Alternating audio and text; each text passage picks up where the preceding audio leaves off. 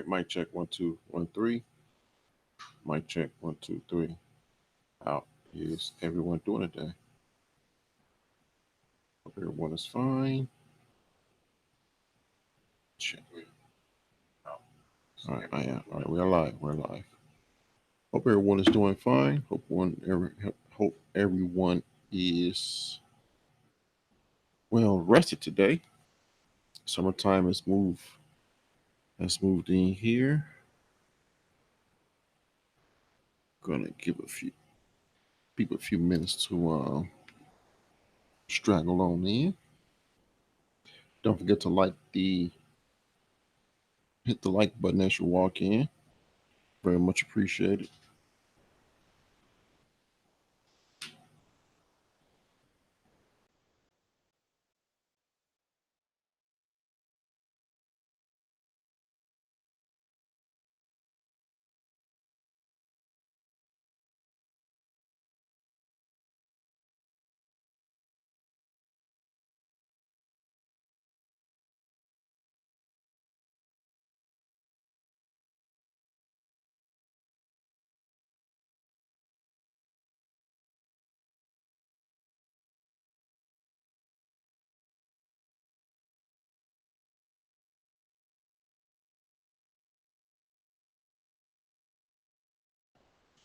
Okay, my apologies. So I want to say for those who have contacted me, I contacted whoever requested to be a part of the blockchain study group. In the comment section, I said contact me, and I left my email address for you all to contact me. We'll be getting started Monday. We'll be going for a certification on edx.org and blockchain and cryptocurrencies. We'll be going for that certification. That certification is free, but you have to pay for, if you want the certification itself, you have to pay $100 for it. It's about 99, but let's round it off to $100. And that certification, you can actually pin it on your LinkedIn profile. And on your LinkedIn profile, it'll show, hey, this person has completed the certification. The certification is through Berkeley. So we'll be going to that. It's an ongoing blockchain study group. There's multiple certifications. I'm up to 15 people now. I wanted around 10, but I mean, it's fine. um, so the people who commented on the comment section saying, hey, they want to be a part of it, I let you all know to email me. Hopefully you all email me soon so we can get everything started. Give you all a link to the Slack and the invite to the Slack, and everything get started on Monday. Um, I'm looking for, I don't know if Faber joined. Um, Ghana Warrior, Mike, Terrence, both Terrences actually. Just BU TV and Gabe may pop in. But do this real quick. I'm looking for everyone to get the link, the invite to the Slack so we can get everything started. I'm going to be posting information on pertaining to where to go to sign up for the certification. It shouldn't take long to get the certification. Like I said, the certification is free. The class is free, but to pay for the certification to get it on your LinkedIn profile, you have to pay $100. And we'll be going after other certifications also. So it's an ongoing thing.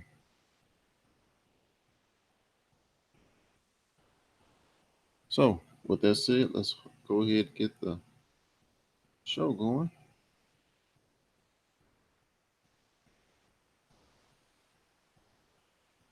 All right.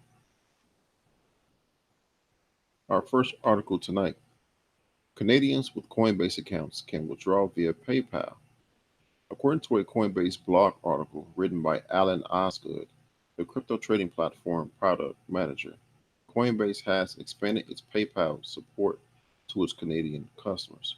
The article goes on to say that Coinbase customers in Canada can now instantly transfer sale proceeds directly into their PayPal accounts. Allen expounds on Coinbase's commitment to mold itself into the most trusted cryptocurrency exchange in the world and the most accessible still. By integrating PayPal into the payment system, they offer their clientele a safe and reliable way to access funds.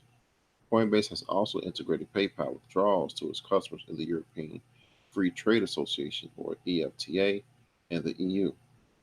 This is a massive relief for European crypto traders who could only access their funds through UK faster payments or single euro payment area facilities.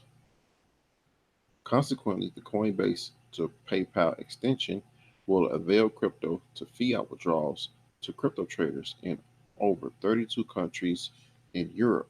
Part of the group is 28 EU members countries in Norway, Liechtenstein, Switzerland, and Iceland, which are nations of the European Free Trade Association. Most pundits in the cryptoverse were, however, surprised that Coinbase did not make a, a hullabaloo of this notable achievement, as it is wont to as it is wont to do over such feats that I don't understand what they mean by that. In contrast, the exchange instead kept it low profile, only updating it on their company FAQ page. However, the PayPal withdrawal option for Canadian Coinbase customers was met with a high level of criticism on Reddit. One crypto, for example, wrote that that doesn't mean PayPal won't decide to close your account and hold your money hostage.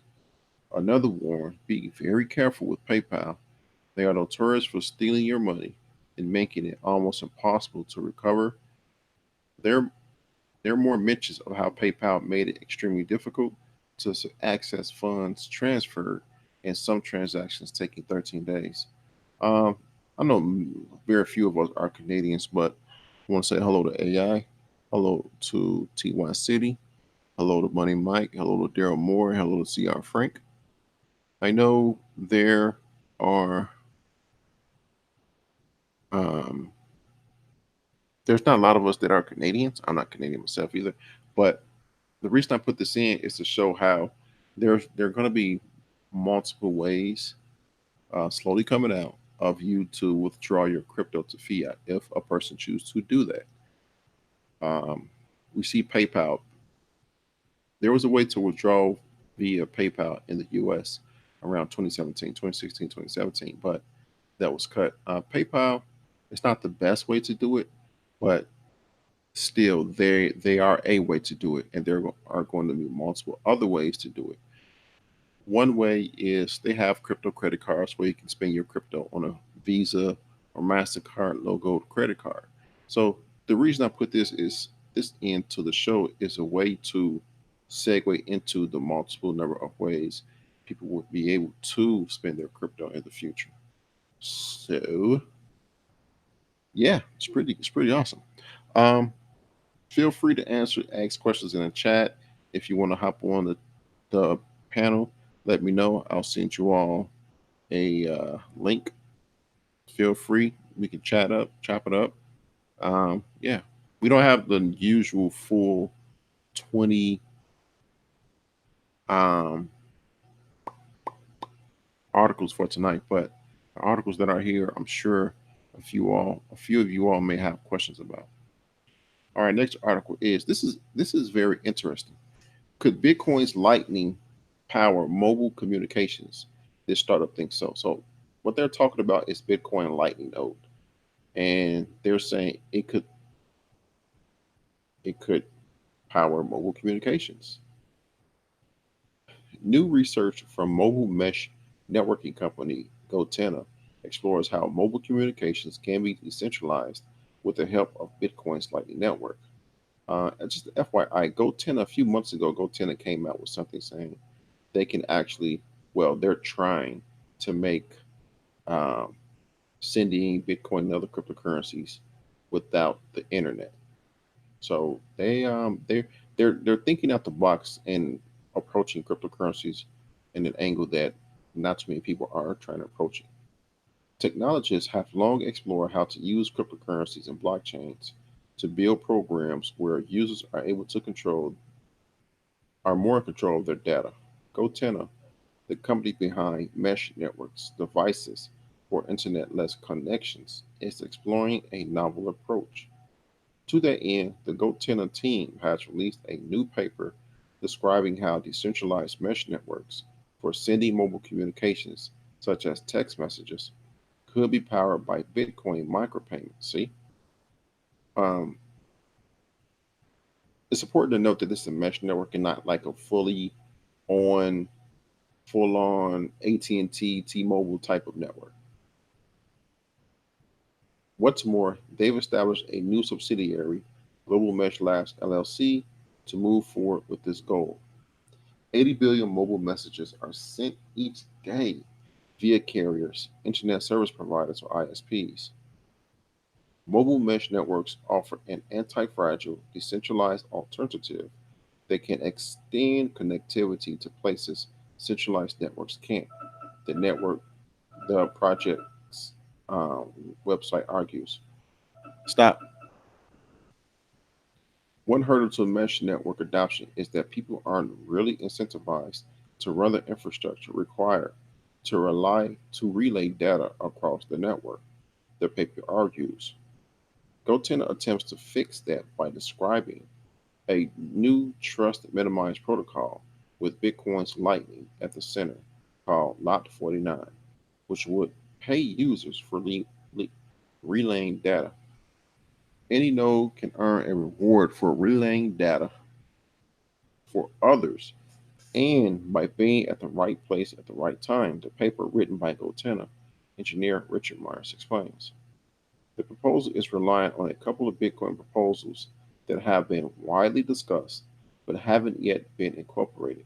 Schnorr and SigHash, no input. Before building and trying out the protocol, these things will need to be added. If the Bitcoin community agrees that they are good changes to make. One is Schnorr, a much anticipated new Bitcoin signature scheme that was first proposed years ago and has seen progress recently through the release of test code. To reduce incentive protocol overhead, we propose using signature aggregation, simplex payment channel updates, and payment channels formed between mesh nodes within direct communication range, the paper explains. Let's work.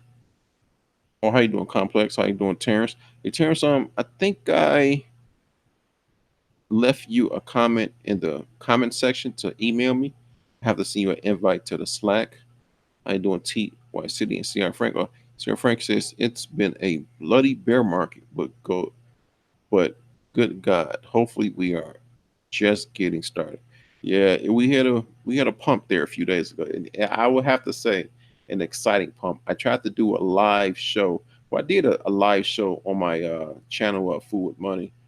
The link is in the description, and FYI, all articles discussed in this show links will be in the description also. Um, Rainy Woman showed up, but it was a nice little show.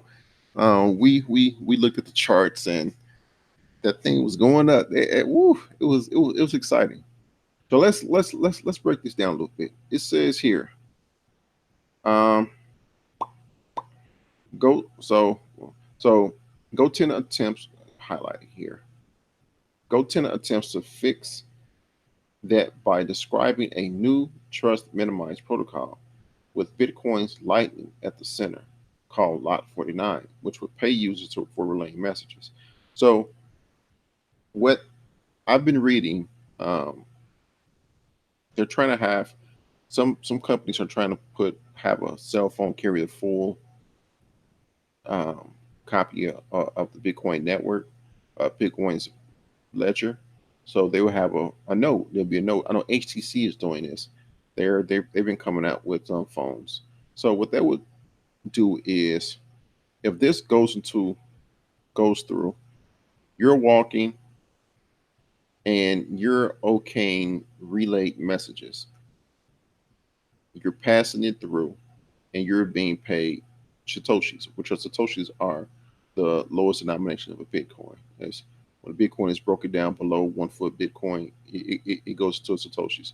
It takes about a million satoshis or 10 million satoshis to equals 1 for Bitcoin.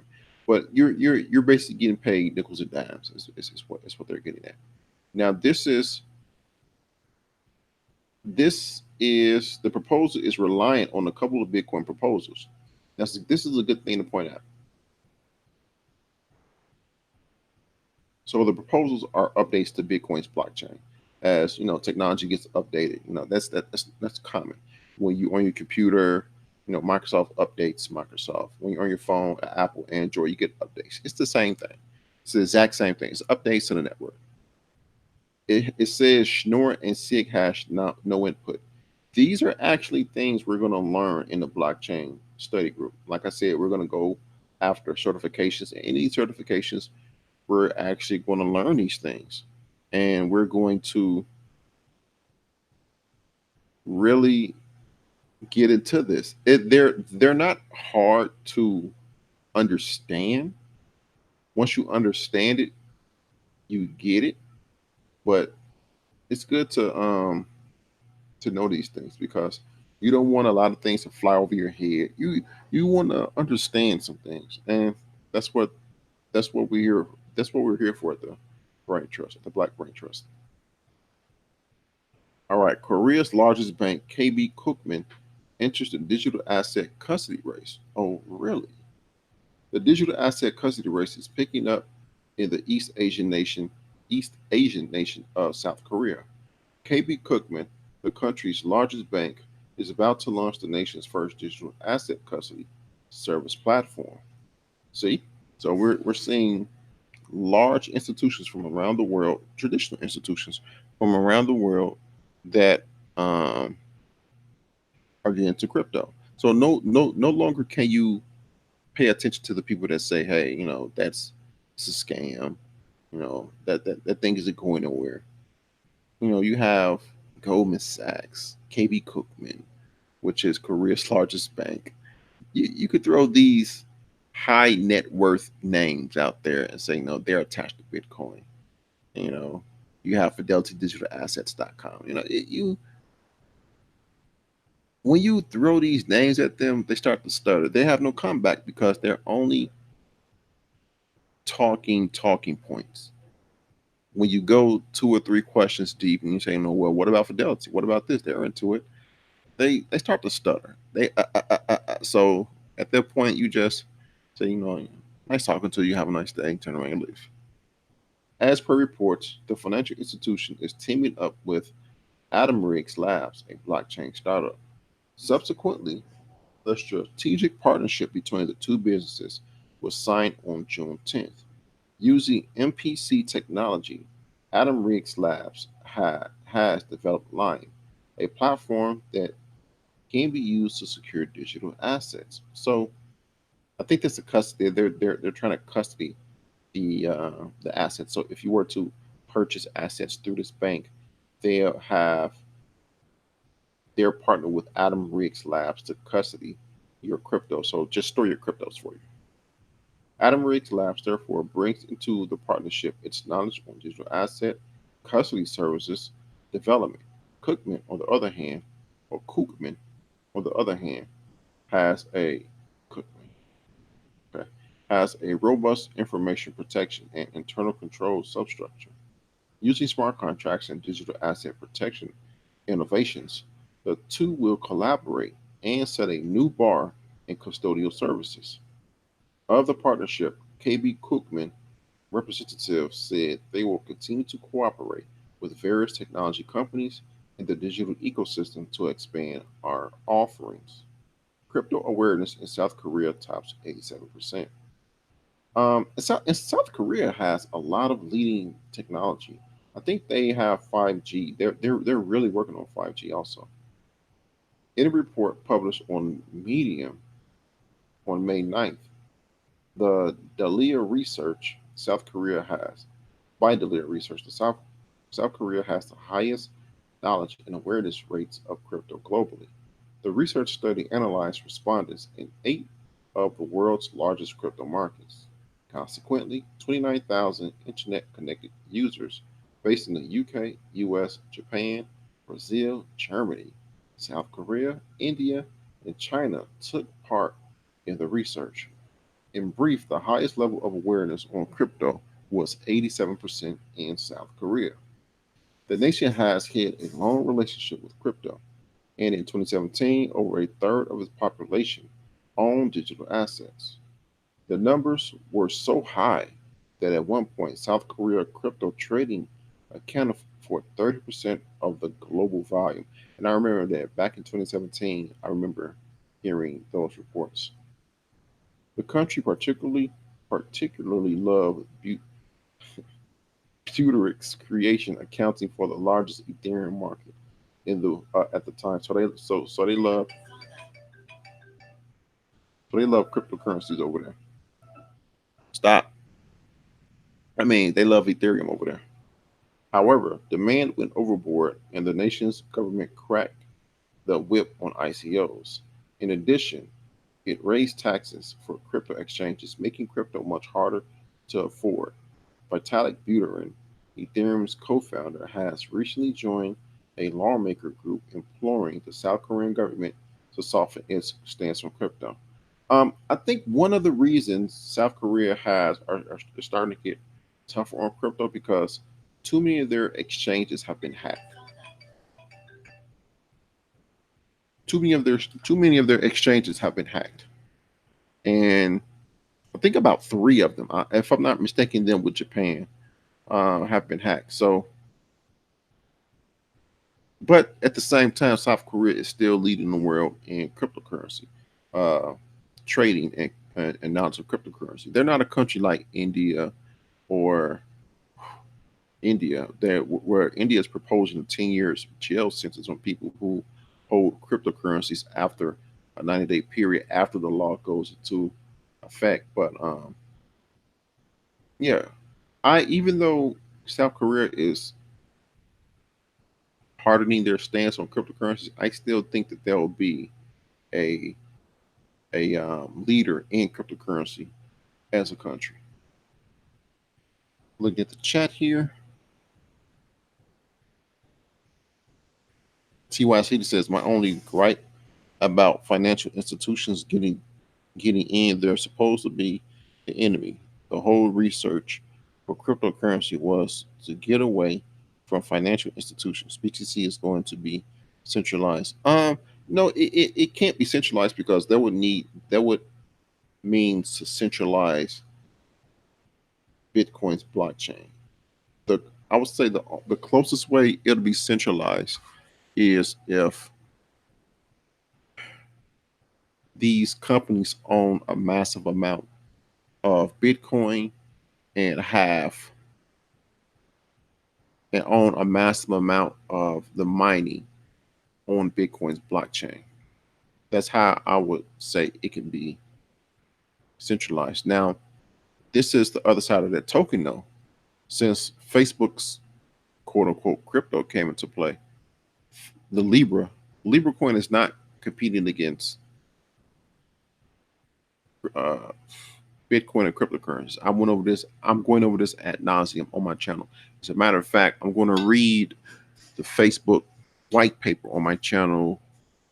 It's going to be like a 2-day thing in a couple of days.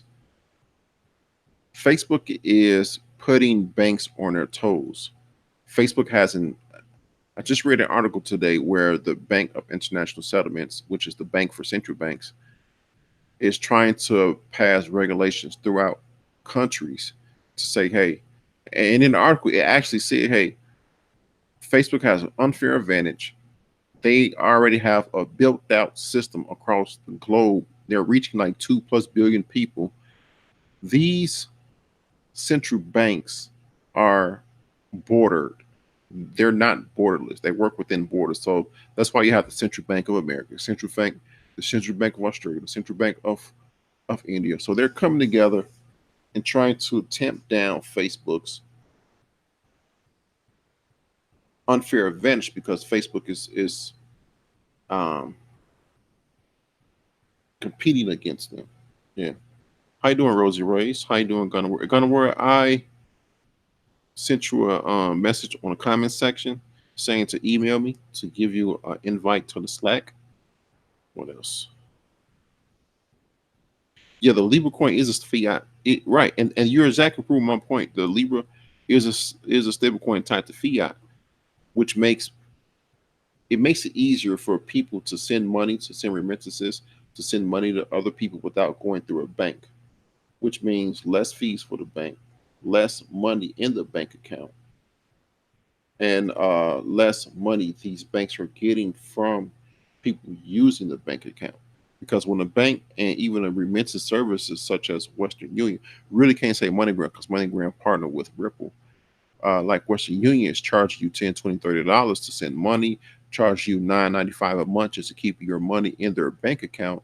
Whereas Facebook, albeit they will take your data, they're not charging you as much and significantly less to do the same thing with banks.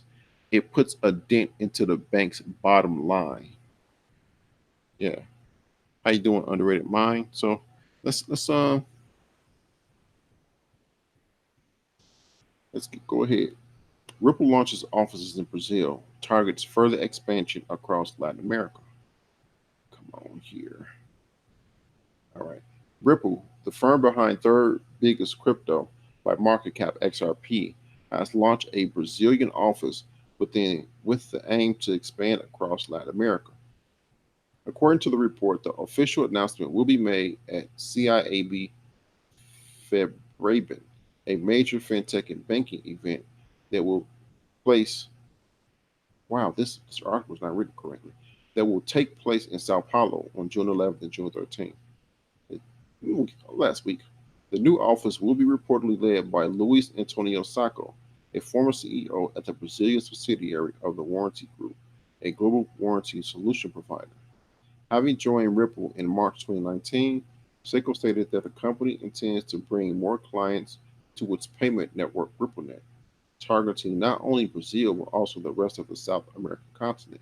And FYI, a lot of people think that, and I tend to agree with them that, hey, cryptocurrencies will skyrocket if they are accepted more in the South America and even Africa.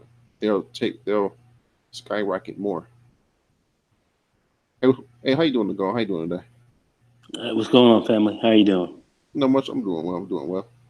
Just dropping in, dropping in. No problem. No problem. To date, Ripple's payment solution has already been adopted by three clients in Brazil, including financial firms such as Santander Brazil, BTech Global, and Banco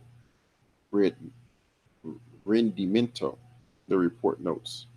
Apart from enabling major payment benefits, Ripple is also planning to launch educational and training programs in collaboration with major universities in Brazil, including the University of Sao Paulo and, and Fundação Getulio Vargas. Sacco noted that investment in education will play a key role in promoting blockchain technology. Same why we're doing a blockchain study group. You see, you see it from here. A person that works with Ripple is saying the same thing. While the research in the field is expected to expand career opportunities in the region, and you can almost say career opportunities in America also.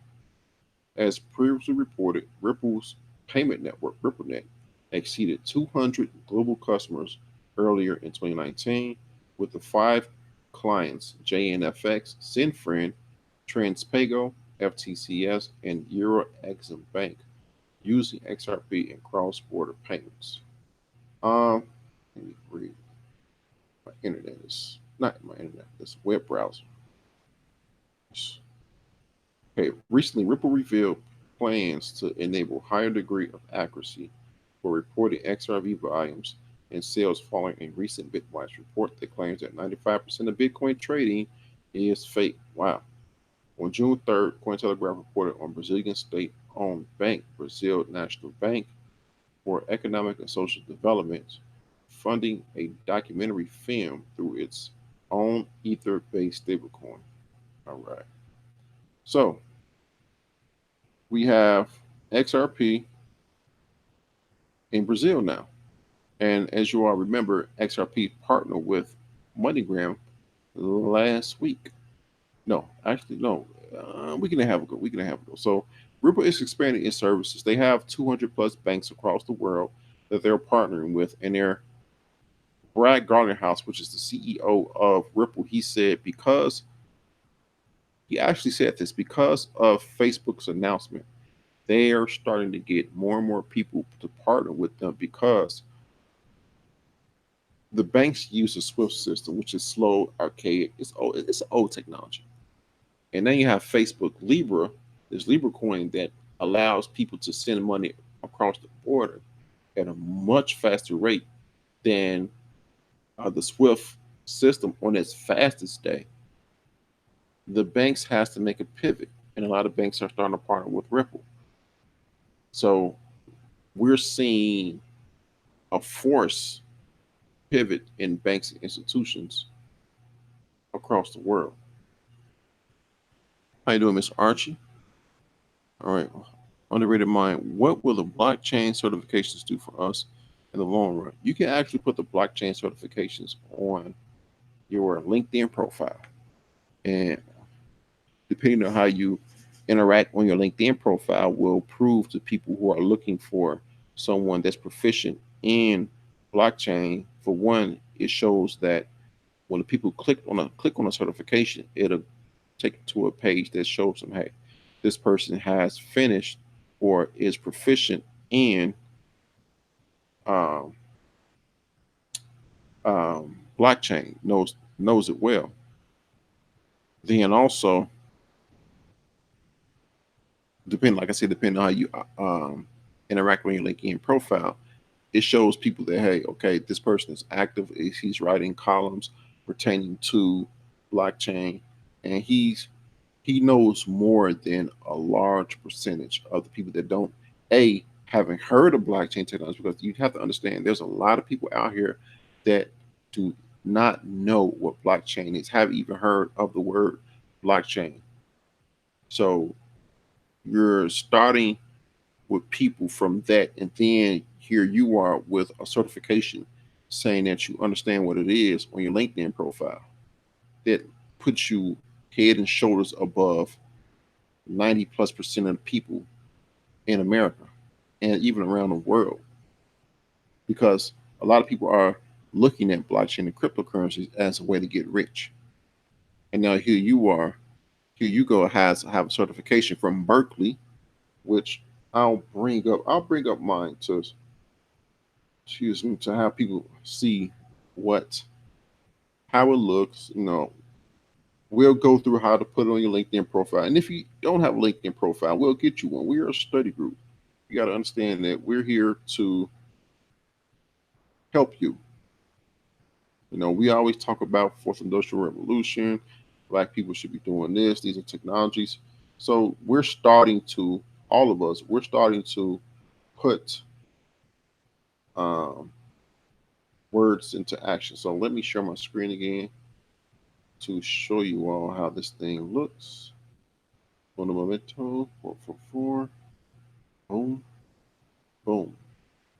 Okay, so this is my LinkedIn. So I have these two. I'm just highlighting these two. This one I got from Linux, but we'll be focusing on this one. It says blockchain and cryptocurrencies. Blockchain at Berkeley. Yes, that Berkeley, the Berkeley.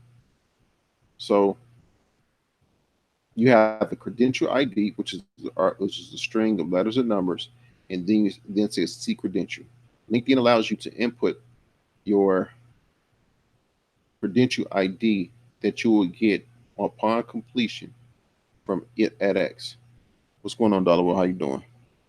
So Mr. Archie says local governments are looking for people who can expand on what it is. I don't want that type of job, but as a consultant, I would like it. Yeah, and this allows you to be a consultant. There are other certifications we're going to go to, we're going to attain that will allow people to do that. So on LinkedIn, someone is looking at underrated my LinkedIn and say, okay, he has the blockchain and cryptocurrencies.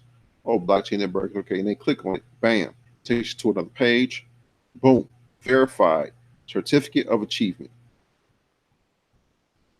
Berkeley. I have my dark mode on. Let me turn this off. Bam, there you go. This certifies that underrated mind successfully completed and received a passing grade in Bitcoin and cryptocurrencies, a course of study offered by Berkeley X, which is um, edX, Berkeley X, but that Berkeley, an online learning initiative of University of California, Berkeley. You will have this on your LinkedIn profile. And again, ask 3 people tomorrow, have they heard of blockchain? Either they'll say no, or either they'll say, yeah, what is it? Now you have a way to explain. Now you see where things is going. Now you will have an upper hand on a lot of other people. Let's continue. CryptoCompare launches benchmark rankings for exchanges. I think Dollar will like this one. Cryptocurrency data and indices provider CryptoCompare is working to make it easier to spot good and bad crypto exchanges. Announced Wednesday, the company has launched a benchmark ranking of over 100 spot exchanges from around the globe. Users offering users a comprehensive, granular, and reliable source of information on the best trading venues. CryptoCompare's exchange benchmark was launched in was launched to address the need for reliable metrics to evaluate the large number of cryptocurrency exchanges now offering services around the world.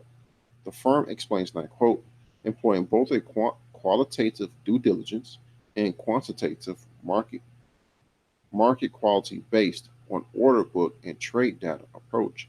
The product does not hinge on aggregate volume data, but rather uses correlation of value to volatility and standard devaluation of value as inputs to crypto compares 30 plus metrics. This is due to existing issues with volume manipulation, wash trading, and trading incentives. So, um, a few months ago, Bitwise. Bitwise came out. Yeah, I agree with TY City. Businesses are going to need consulting for integrating cryptocurrency payment processing systems. Yeah.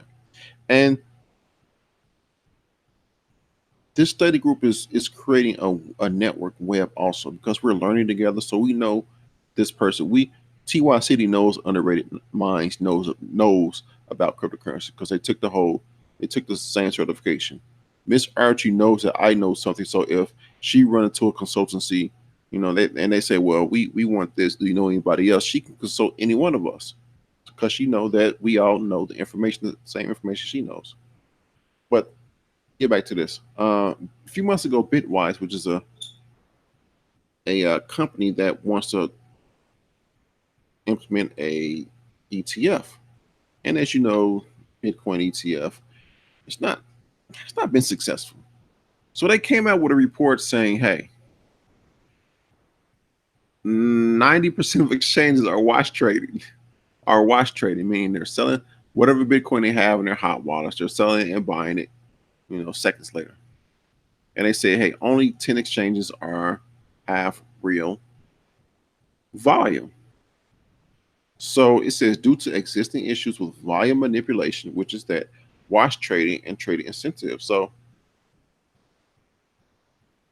if you go to TradingView and look up BTC USD, it'll give you options to say, hey, it'll give you the BTC price from Coinbase, Bittrex, Kraken, top exchanges.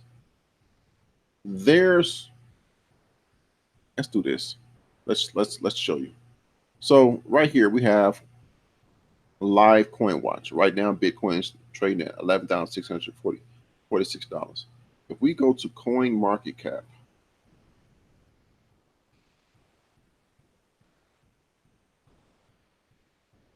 Bitcoin is trading at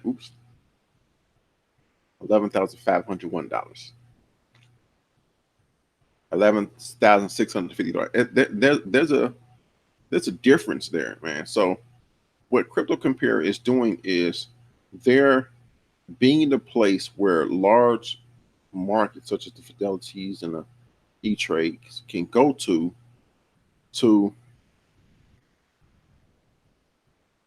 yeah, right. People are trading. Well, the low liquidity exchanges are watch trading.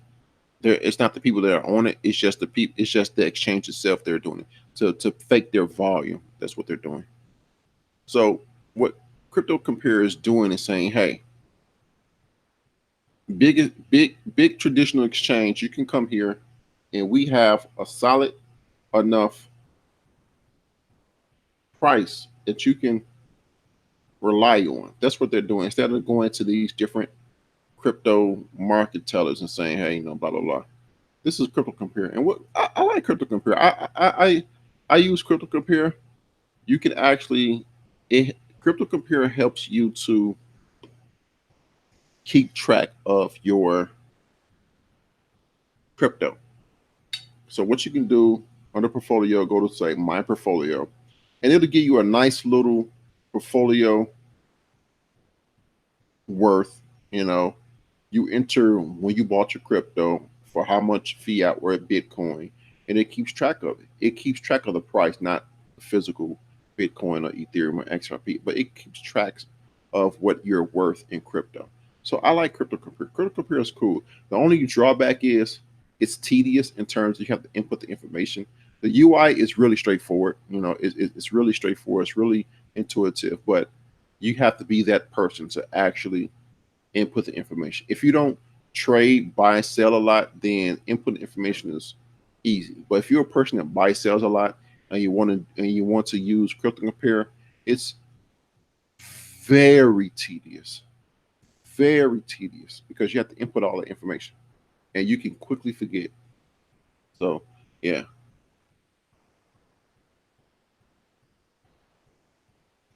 Now this,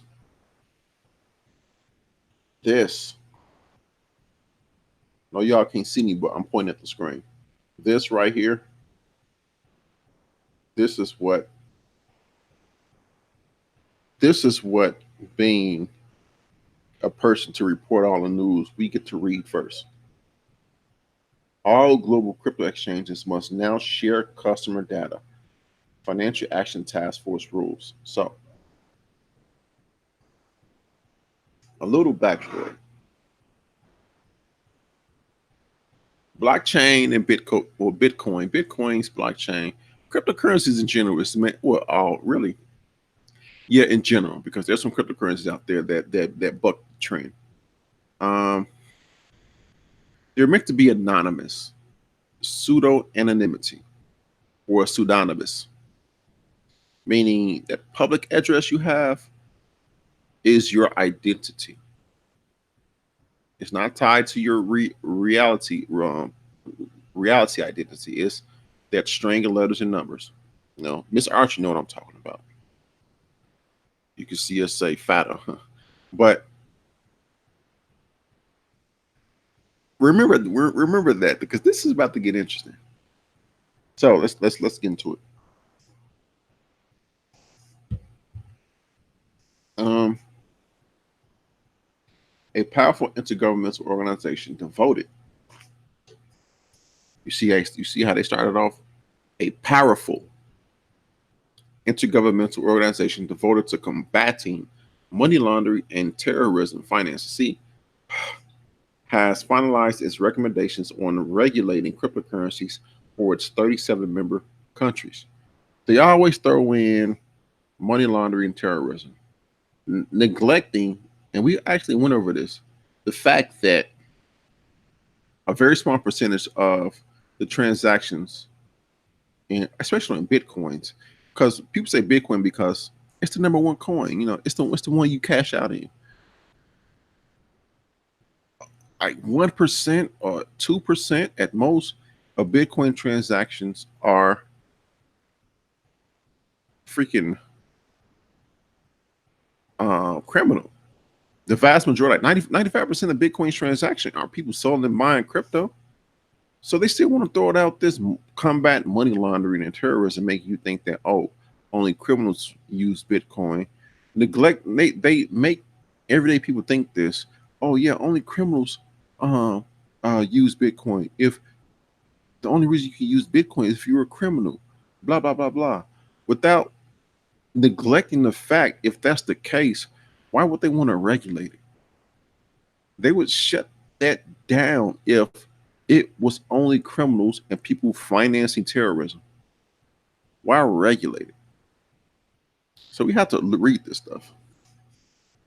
As expected, the Financial Action Task Force, or FATF, standards released Friday include a controversial requirement that virtual asset service providers, or VASPs, which are basically crypto exchanges, including crypto exchanges, pass information about their customers to one another when transferring funds between firms.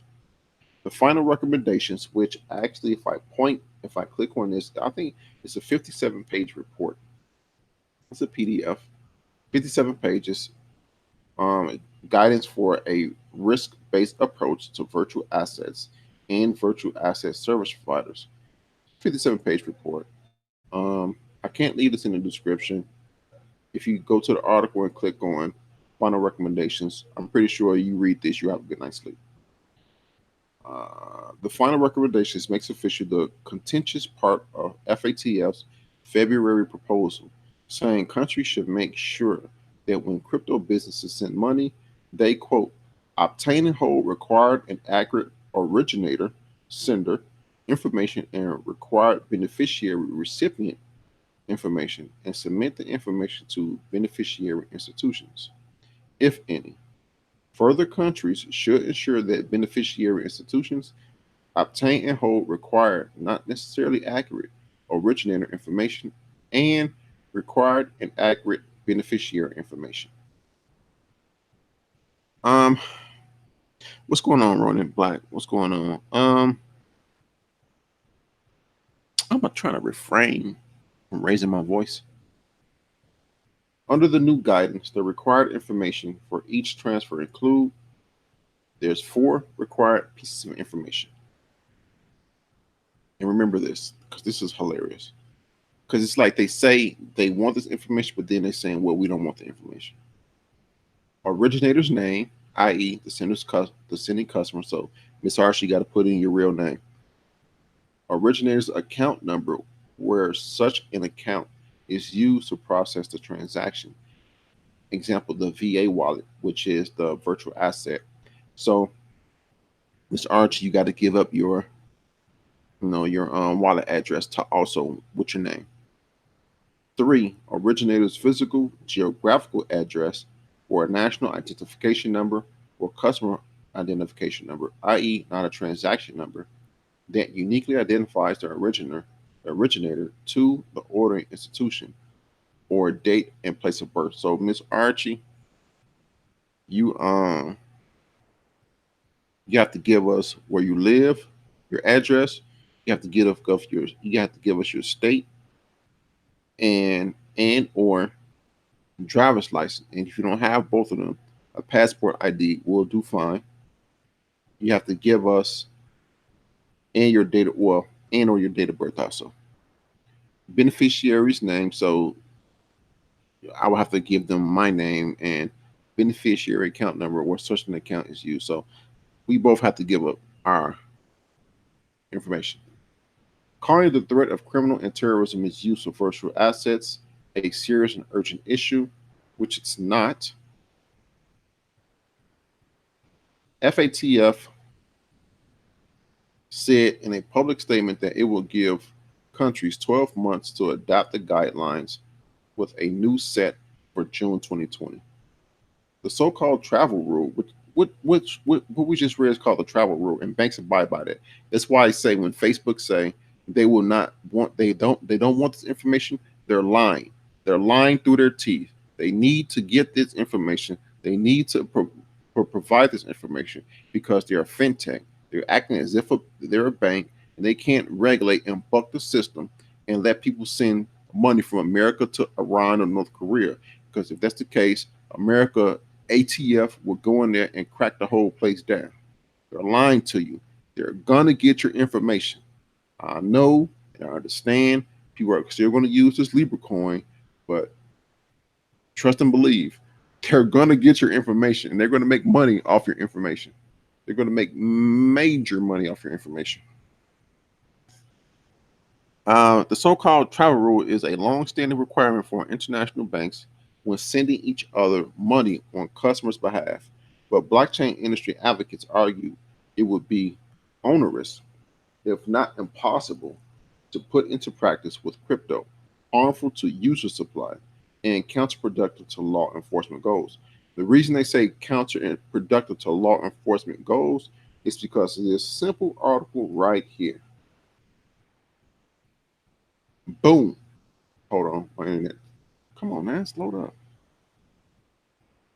Oh my goodness, really? Well, it says the DEA wants criminals to use Bitcoin because it's easy to track them. So that's why they say it's counterproductive to enforcement goals, and it's harmful to privacy. So yeah. Um, Short-term impact. Data analytics company Chainalysis, among others, has warned that instead of more transparency, the now official rule would spur service to shut down or drop off the radar. The thing is, okay, I got it. But despite hearing such concerns at a private sector consultation meeting in Vienna last month, with drew 300 attendees, the FATF, led by the United States, pressed ahead. By adopting the standards and guidelines agreed to this week, the FATF, or Financial Action Task Force, will make sure that virtual asset service providers, or VASPs, or exchanges, do not need do not operate in the dark shadows. U.S. Treasury Secretary Stephen Mnuchin said in remarks to the FATF plenary session held Friday in Ontario, Florida. So, Mr. Stephen Mnuchin is an ex-banker. He is he is the United States representative to the um what you call it, the Federal Reserve. Now, the Federal Reserve is not a government entity. It's just a clever name given to a for-profit entity that was established 100 years ago. Mr. Stephen Mnuchin is an ex-banker. The Federal Reserve are bankers. The Federal Reserve picked Mr. Stephen Mnuchin. They recommended the government put Mr. Stephen Mnuchin in the role of U.S. Treasury Secretary. The U.S. government said yes, he has the right credentials. He's an ex-banker. He knows what he's talking about. He can be put in that role. That he was requested by, or not requested. Why say requested? He was he. The Federal Reserve said, "Hey, you should hire this guy." The government hired him to sit on the board at the Federal Reserve for the U.S. government. So here you have a guy handpicked by the Federal Reserve and advised to be put in that role. Now, cryptocurrencies, which is a non-sovereign currency, which means it doesn't belong to one country, they're trying to crack down on it. Don't you all see this? By throwing words of anti-terrorism, criminals only use it. That's why we need to regulate it. That doesn't make sense. Reading on. And these are recommendations. This isn't just rules. These are recommendations. This will help the fintech sector stay one step ahead of rogue regimes and sympathizers of illicit causes. This will help the fintech sector. This will help the fintech sector. Facebook is a fintech. They have to abide by this. So when you hear Facebook and Lion Zuckerberg say, we don't want your information, he's lying to you. He's looking at you straight in your mouth, straight in your eye and lying to you.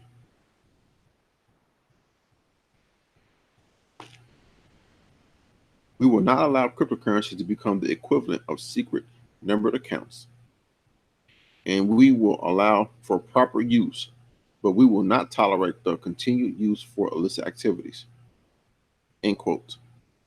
To be clear, the FATF's recommendations for anti-money laundering policies are not binding. They are not binding. They are recommendations.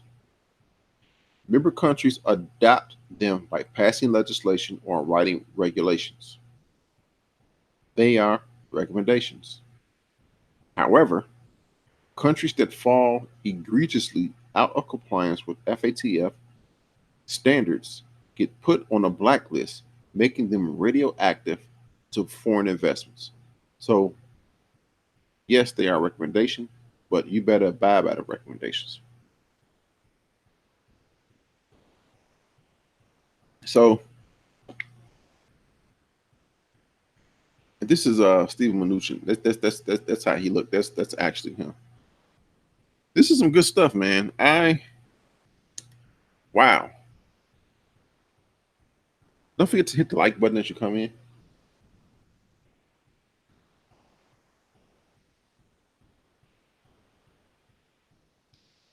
If you have any questions, leave me in the chat. But Libra is the devil.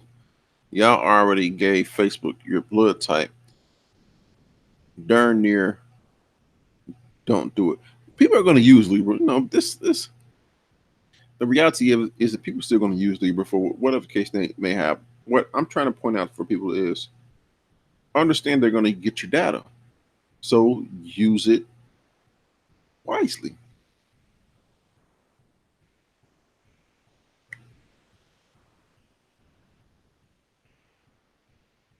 All right. Totally absurd. New FATF rules to turn Bitcoin into banks. Oh, this is good. This is good. Let's see, this is the type of stuff we're gonna not specifically go over in our blockchain study group, but this is just once you learn about this stuff, have a grasp, a good understanding, and you hear this stuff, you can immediately say, oh, you know what, that's BS, that's bull, that's bull. They don't know what they're talking about. They don't know what they're talking about. Dollar Will says, Google your bank and credit cards. I already know us. You have a good point. That's a good point. I can't deny that one.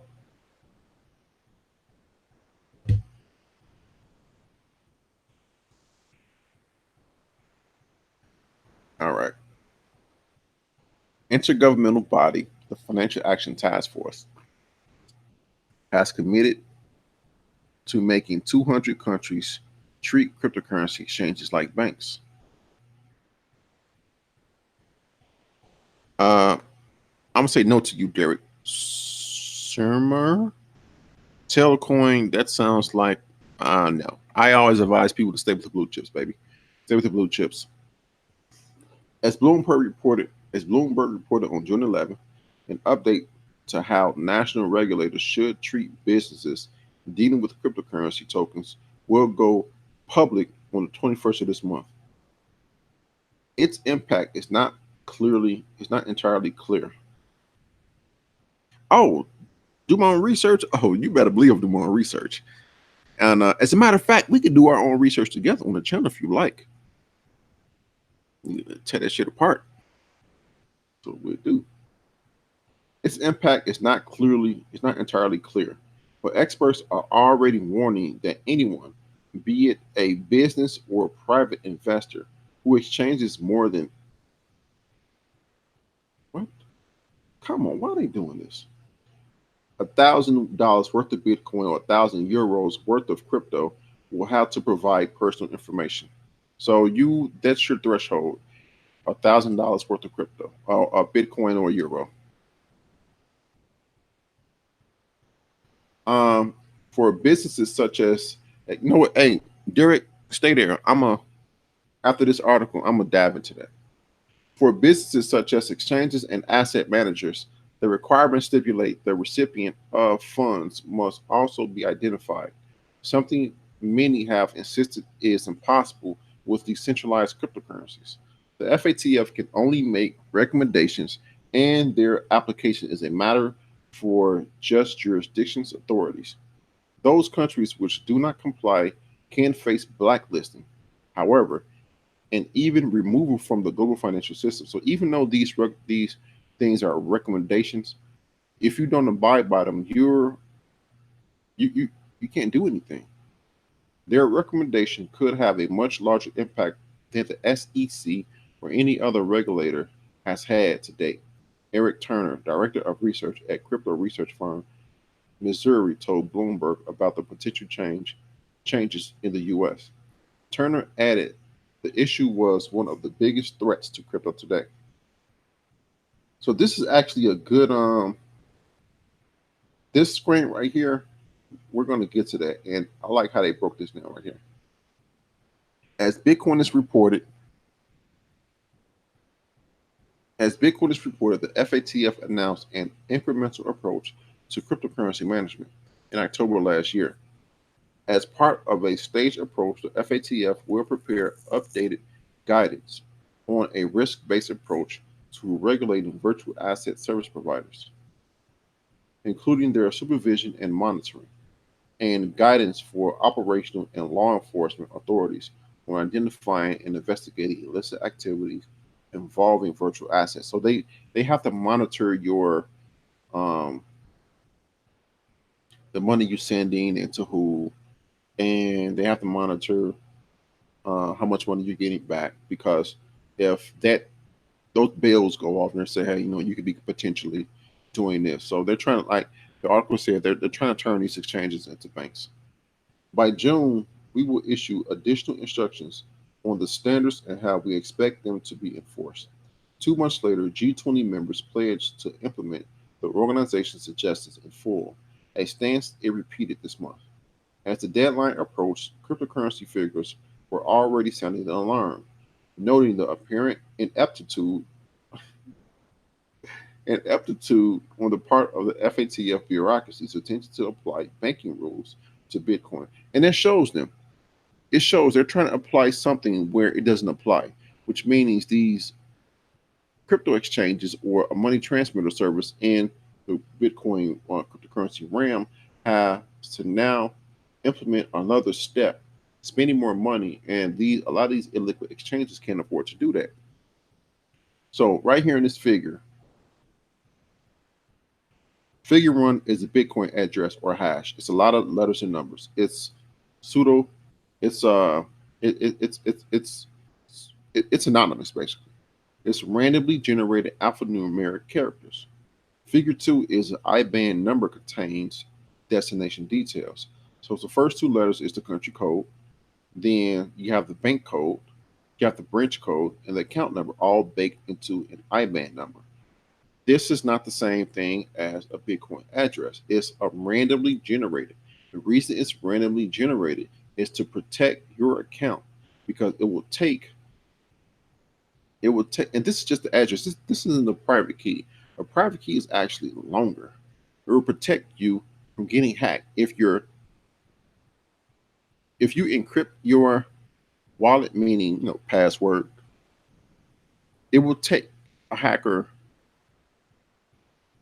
hundreds of years, even thousands of years, to crack these long codes, because they're random. So what they're trying to do is, it's not. I'm not going to say it's possible, because they have guns and all. It's hard to do. You have to reconstruct the whole blockchain. You have to reconstruct Bitcoin to something else. So I wonder how this is going to go. I wonder how it's going to end up. So let me get to this guy, Derek Seymour. We're going to look up Telcoin, Telcoin, Tel.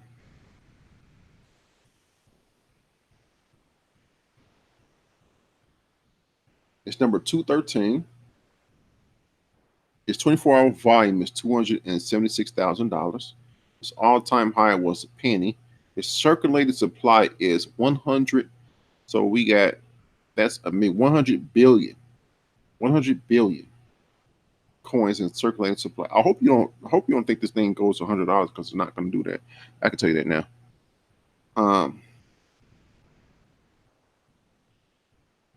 So it's 95% from its all-time high. Its 24-hour low is, what's that, 1,000, 1,000 of a penny. 24-hour high is 7,000 of a penny. 24-hour range is 25.88%, so it's super volatile. 24-hour range is meaning from this high to its low.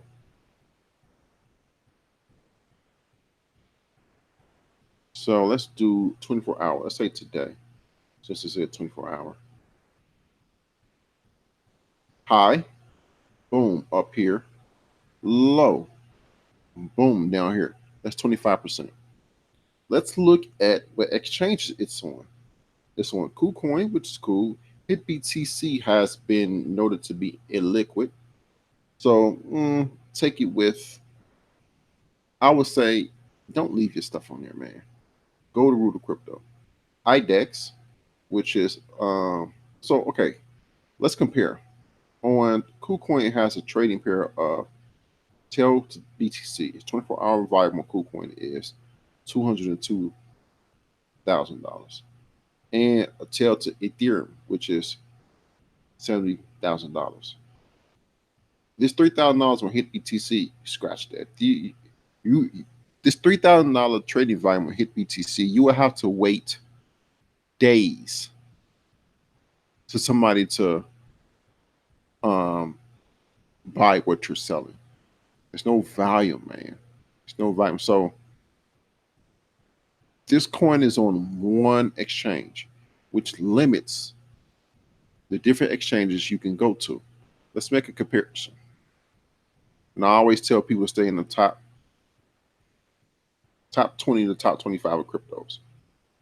I won't even compare it to Bitcoin because it's highly unfair, man. Let's go to number 25. Let's go to Tezos. Let's look at these Tezos, baby.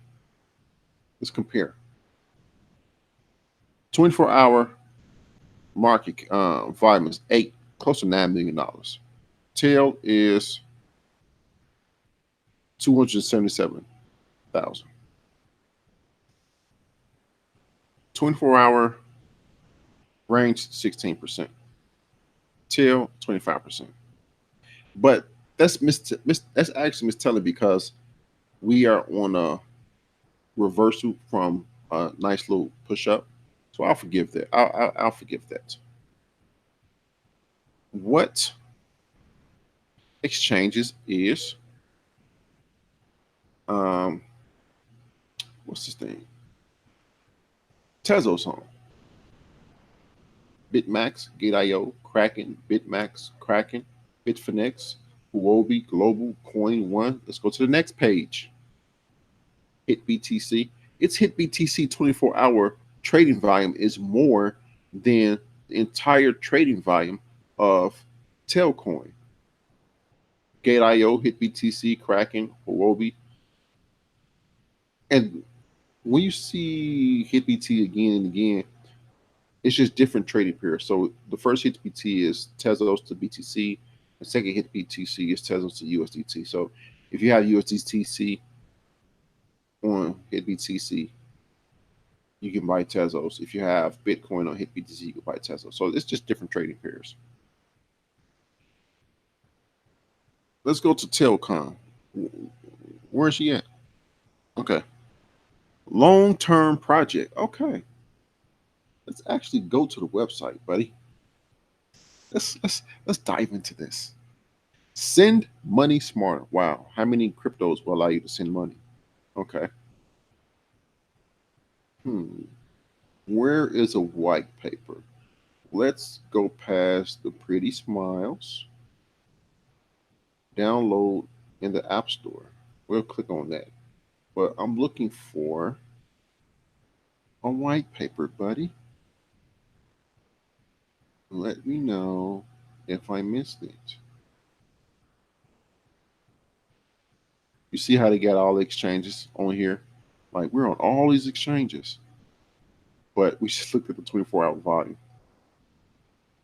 Telcoin in Yahoo Finance. Okay, I'll have to research that to see how much of an imprint it was on them publications. Where's the white paper? Where's the explanation saying what they're about? Let's go to the about page. Let me scroll up a little bit. Remittances reimagined on mobile. They're competing against Facebook, man. There are nearly 5 times more mobile phones than active bank accounts. Yet people around the world are still lining up to send money from high cost remittances giants like Western Union. Why waste time and money when you could be using what's already in your pocket? Dude, they are competing against MoneyGram, which just partnered with Ripple. They're competing against Facebook. They are going to get buried, man. They're going to get buried by other people that have an established infrastructure. And they have 100 billion coins. I'm thinking it's coins in circulation. They're going to get buried, man. Buried. You know how many people are allowing you to do the same thing? I'm pretty sure there's 10 cryptocurrencies that's ranked above them right now, at least, that says you can do the same thing. Dude, stay in the top 25. The top 25 don't change. I'm telling you. How they're in a remittance market. They're allowing you to send money across borders. That's fine. That's cool. That's admirable. But how they're going to compete against MoneyGram, who's now partnering with XRP? How they're going to compete with XRP? How they're going to compete with Ripple? How they're going to compete with Bitcoin? How they're going to compete with any other coin above them, ranked above them, that's doing the exact same thing they're doing, but it's ranked above them that has a higher 24-hour volume. They're on one exchange, which is KuCoin.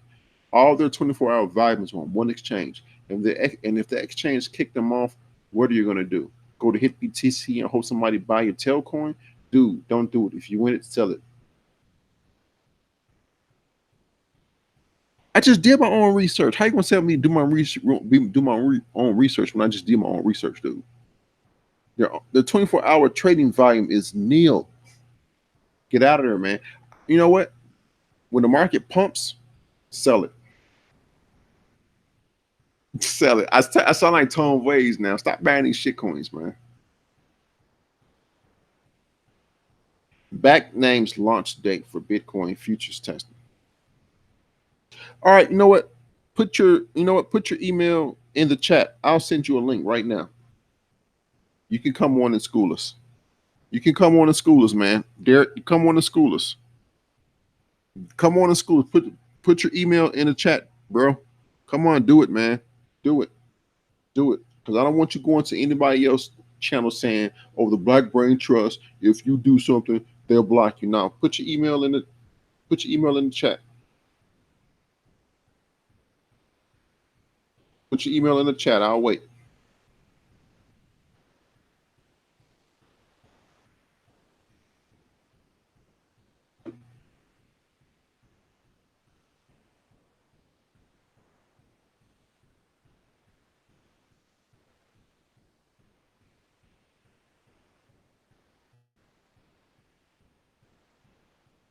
We can do a little interlude and discuss this on why you think that Tailcoin is better.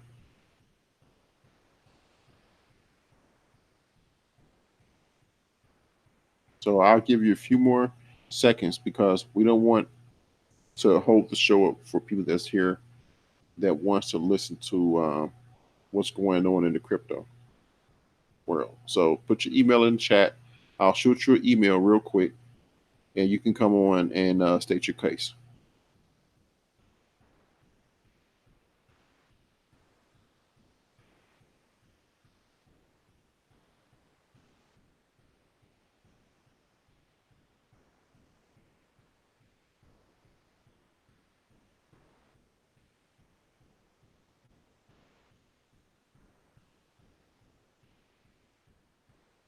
Put your email in the chat, man.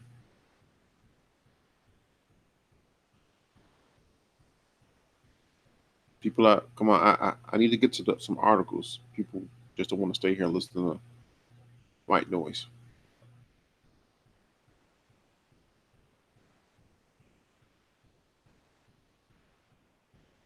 I give them 20 seconds. 1001, 1002, 1003, 1004, 1005, 1006, 1007, 1008, 1009, 1010, 1000. No one sees your email. 1011, 1012, 1013, 1014, 1015, 1017, 1018, 1019, 1020. I give you 10 more seconds. You can type in 10 seconds. 1001, 1002, 1003, excuse me, 1004, 1005, 1006, 1007, 1008, 1009, 1010. All right, Derek, don't say anything else. We need to move on, man. We gave you a minute to type your email in the chat. Stop shilling shit coins, man. Stop shilling shit coins. All right, back names launch date for Bitcoin futures testing. Institutional cryptocurrency platform BAC will begin testing its first product, physically delivered Bitcoin futures, on July 22nd. The company announced in a blog post on June 13th. Now, it's important to understand that they didn't say they will start their platform. It says they will start testing. They need to work out the kinks first. It could take the rest of this year, like Facebook's Libra coin is going to test out its testing at the rest of this year. But it's good that they're starting testing. BAC will be seen, well, BAC, which has seen multiple delays over regulatory compliance since its original announcement in August 2018, will offer futures as the first in a series of offerings, full details of which remain unclear. On August 27th, 2 days after Apollo 11's 50th anniversary, BAC will initiate user acceptance testing for its Bitcoin futures listed and traded at ICE Futures US and cleared at ICE Clear US. Chief Operating Officer Adam White wrote in the blog post. Excuse me. It says physically delivered Bitcoin, which means they're going to hold Bitcoin. They're going to have Bitcoin on hand. Quote, this is no small step. This launch will usher in a new standard for assessing crypto markets. Compared to other markets, institutional participation in crypto remains constrained due to limitations like market infrastructure and regulatory certainty. You guess it won't let them. Stop playing, dude. End quote. White White compared the move to the first moon landing in 1969. Wow, how? Why? Echoing the hurdles of echoing the hurdles the company has had to cross in order to provide the fully regulated cryptocurrency products it wants to for institutional investors. The announcement comes the same week as data that showed Bitcoin futures from CME Group turned record high volumes in May. At the same time, CBOE, or Chicago Board of Exchange, the first ever provider of Bitcoin futures, will stop offering contracts when its first contract settled later this month. So BAC will start testing its first product. Well, come on, what's going on my screen? Physically backed futures, physically backed, physically delivered futures, and physically delivered futures meaning they're going to have the Bitcoin on hand to give to you if you are successful in that futures contract.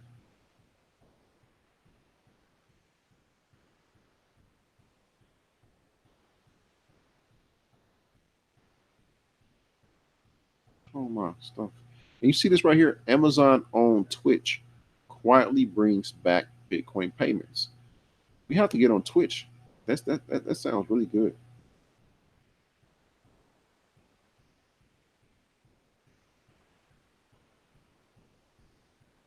And to get, oh, okay, what's going on here? So, Ms. Archie mentioned this in the comments. Binance to stop serving U.S. traders following announcement of U.S. dedicated platform. So these two are going to merge together. Okay, what's going on with this? It's starting to get slow.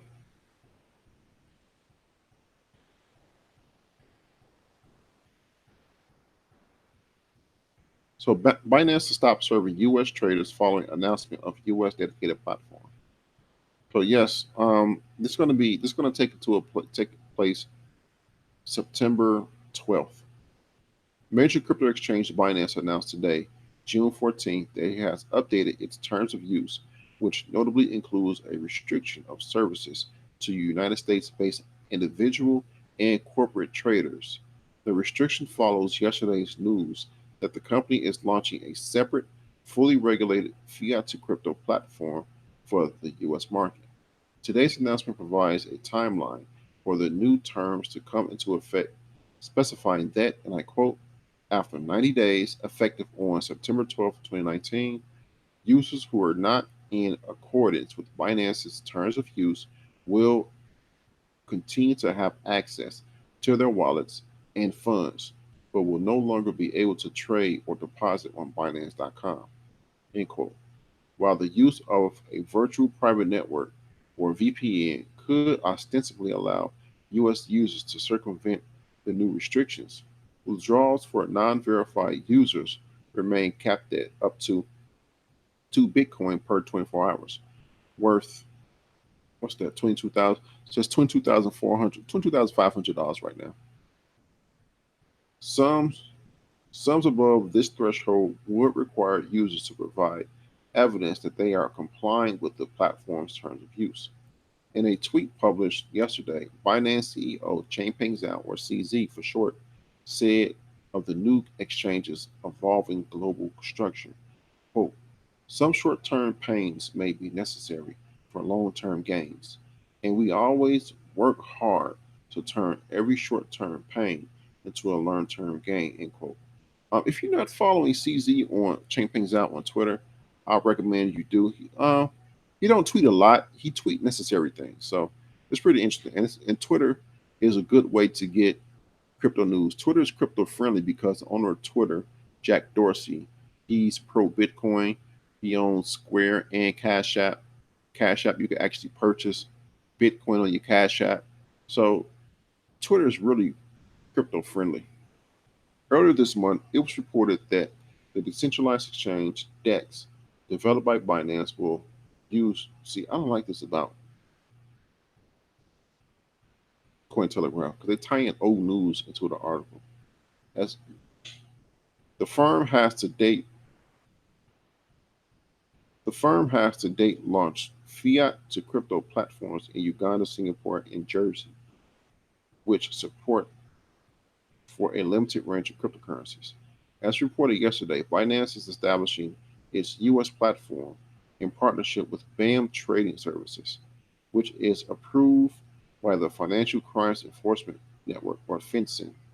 In June, Binance revealed that it would be issuing its own stablecoins. Okay, so I'm going to conflate this one with this.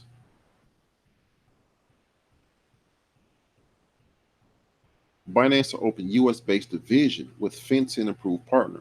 So even though they're stopping Americans from trading on Binance.com starting September 12th. They're going to open a Binance.us platform. And if we go to look it up, Binance.us, it says, hey, we're coming soon. So to read, I don't want to not read this article. To read this article, major cryptocurrency exchange Binance is establishing a United States-based division with a financial crimes enforcement network or FinCEN approved partner, according to a press release shared with Cointelegraph on June 13th. Binance is reportedly forming a new trading platform targeting US-based clients dubbed Binance USA with a company called BAM Trading Services. BAM will be the operator of Binance US using Binance's wallet, which is Trust Wallet, and matching engine products.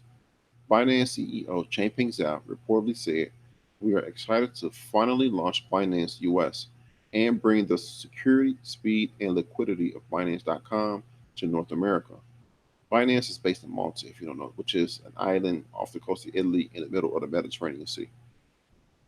Binance, I lost one. Okay, Binance US will be led by our local partner BAM and will serve the US market in full regulatory compliance.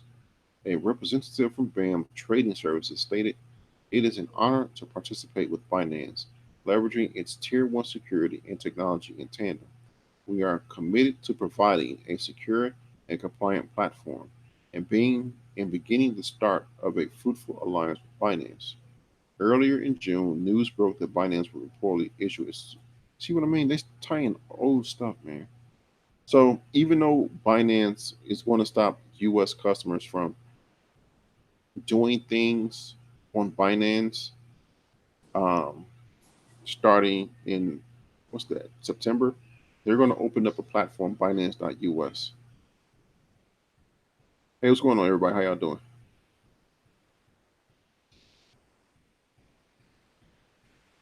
All right. How you doing, Jedi? How you doing, Anti-Gravity?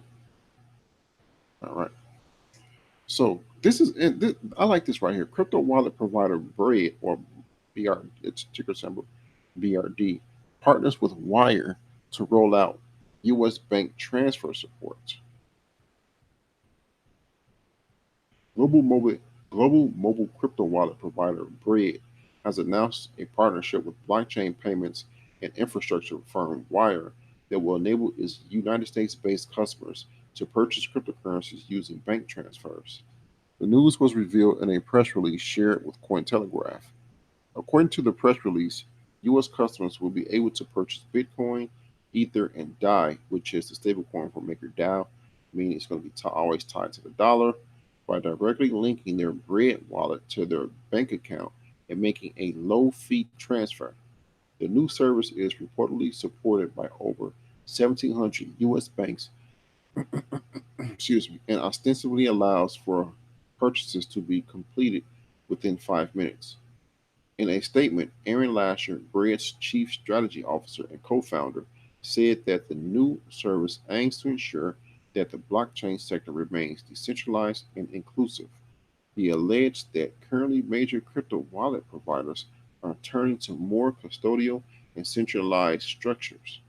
The press release claims that Bread, which was founded in 2015, has over 2 million customers across 170 countries and has seen its period of most intensive growth this year. During the last 4 months of 2019, the firm claims to have doubled the number of transactions as well as this is lip service right here, as well as number of users exchanging crypto assets. The firm also estimates that it has 6 billion worth of crypto assets under protection. Wire for its part has reportedly traded over 3.5 billion in crypto assets and completed over 1 billion in commercial FX payments using crypto as a rail. Having established a network of relationships with banks and crypto exchanges, Wire's API facilitates fiat to crypto conversions in over 50 countries and supports 8 national fiat currencies and 3 cryptocurrencies. Okay, so what's going on here? Bread is a mobile wallet that allows you to store Bitcoin on your wallet or and other cryptos on your wallet also. A number of crypto coins, cryptos actually.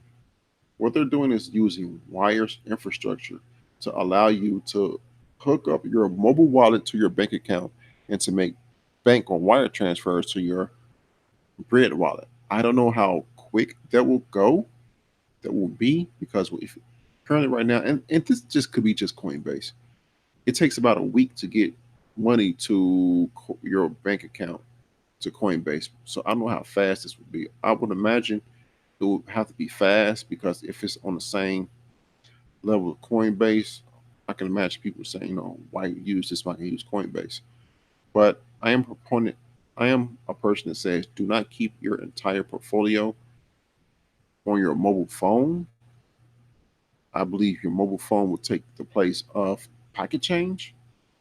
But all in all, this is if you could get your money from your bank to your Bread wallet to buy crypto and then take it off that wallet to a hardware wallet, which there's a link to Ledger in the description of this video, then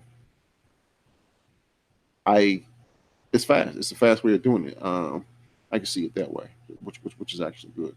And see right here, Winklevoss Winklevoss's Gemini Exchange launches Chicago office to serve as engineering hub. Hey, all right, I like that. Any comments?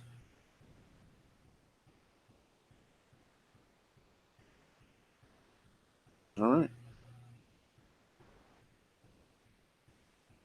okay, dude.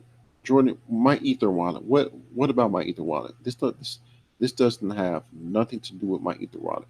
This is not a we're not talking about ERC20 tokens, man. Jordan, you're saying call. Okay, let's move on. Reuters Bloomberg Terminals trading view add AI powered crypto index for top 100 coins. This has something to do with crypto compare also. I think Dollar Will like this one. Yeah, where are we at? There we go. The half a million traditional traders that use the Reuters and Bloomberg financial terminals will now have access to an index for the 100 strongest performing cryptocurrencies and tokens, which is another reason to stay in the top 25.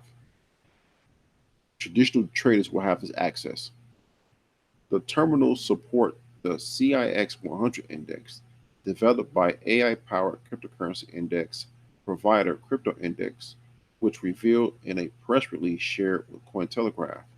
CIX 100 is the result of an analysis of over 1,800 coins selected on the basis of their having consistently held a position in the top 200 for over 3 consecutive months and being traded on numerous exchanges, as well as numerous exchanges, not just one, numerous exchanges.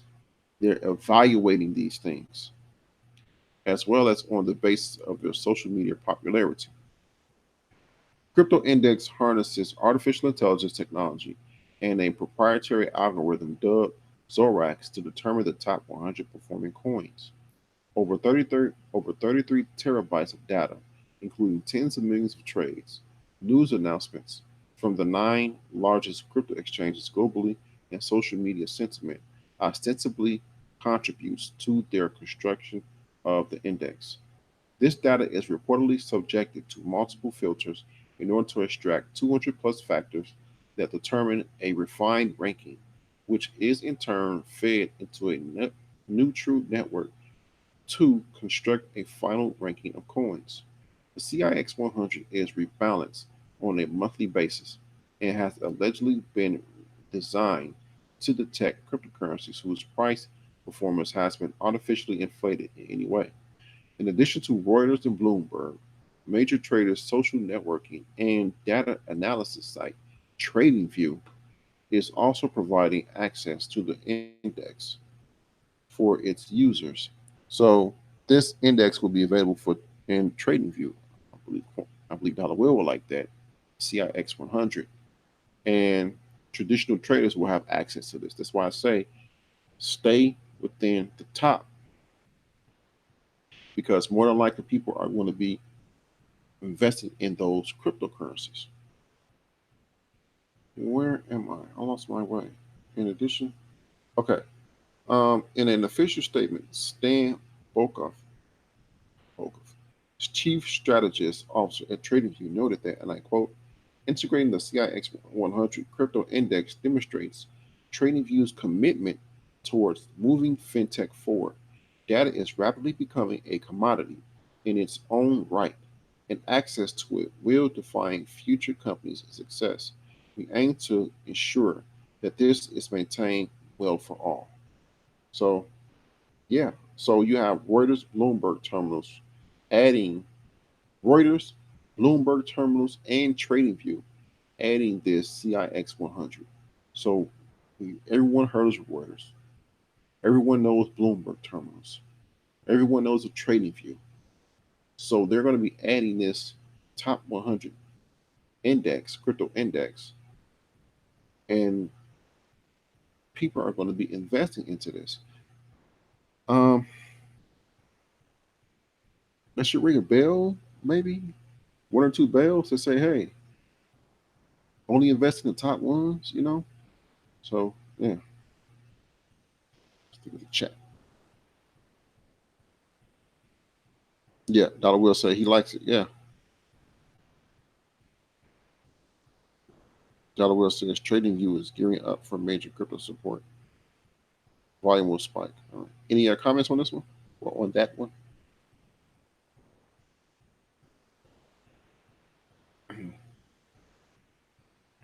Excuse me. All right. Excuse me. U.S. residents will lose access to many altcoins on Binance starting in September. Now, this just proves my point to the person that was in the chat. I'm going to is it where's it at? I'm going to click on this and bring it somewhere else and prove my point. Put the nail in the coffin here. You'll learn today. Crypto enthusiasts living in the United States will have no trading options for a many cryptocurrencies when the major crypto exchange Binance becomes unavailable for them in September. This is about that Binance not serving U.S. customers. According to a report by Crypto Potato, okay, the report draws this conclusion based on the following table, which shows which cryptocurrencies will still be available for US based traders after Binance discontinues its US service. The foregoing exchanges listed are Coinbase, Bittrex, Poloniex, Kraken, Huobi US, and eToro, which are major exchanges. The report also highlights that in addition to the cryptocurrencies with no trading outlet in the US, the all white rose, there are also a number of tokens listed on only one exchange after Binance drops off, including ARC, BTT, which is the BitTorrent token, IOTA, which is really wow, Pivx, and Zilliqa. These endangered exchange tokens, as well as the temporarily extinct tokens, will likely witness a large drop in volume, according to the report. However, veteran cryptocurrencies such as XRP, Dash, XLM, which is Stellar, Ethereum Classic, and ZRK, which is uh, I forgot the name. Someone took my tongue. And Zen should survive Binance's departure with little issue, since they are listed on four or more of the aforementioned exchanges. So let's go to the chart. And the reason I say these things have to be on more than one exchange. Is this clickable? I hope it is. Yes, it is. Good, good, good, good. So the ones with the white rows are currently on Binance. And once this September 20th, no US customers on Binance.com comes into play, They have no other exchange to go to. None. It's done. Finito. Out of here. You have Coinbase, Bittrex, Poloniex. I don't know what this middle one is. Kraken, eToro, Huobi Global. So it mentioned the good ones are XRP and Dash. Let's look at XRP and Dash. This is an alphabetical order. So we're going to look at Dash. Where Dash? Dash is, if I click, you got that shade. But Dash is second to the bottom on the first column. You have data, then above it, Dash. Dash is in a shaded purple. Outside of Binance, Dash is traded on Bittrex, Poloniex, that middle one, Kraken, eToro, and Huobi Global. XRP, which is on the last column, is traded on, outside of Binance, is traded on Coinbase, Bittrex, Poloniex, Kraken, eToro, and Huobi Global. And also, you can purchase it on the Exodus wallet. My point that I'm making is the Tailcoin fella. That is only on one exchange. Other than that, you're going to be left holding the bag. Come on, man. Let's. You got to look at the bigger picture, and that's what we're here for, to help you look at the bigger picture.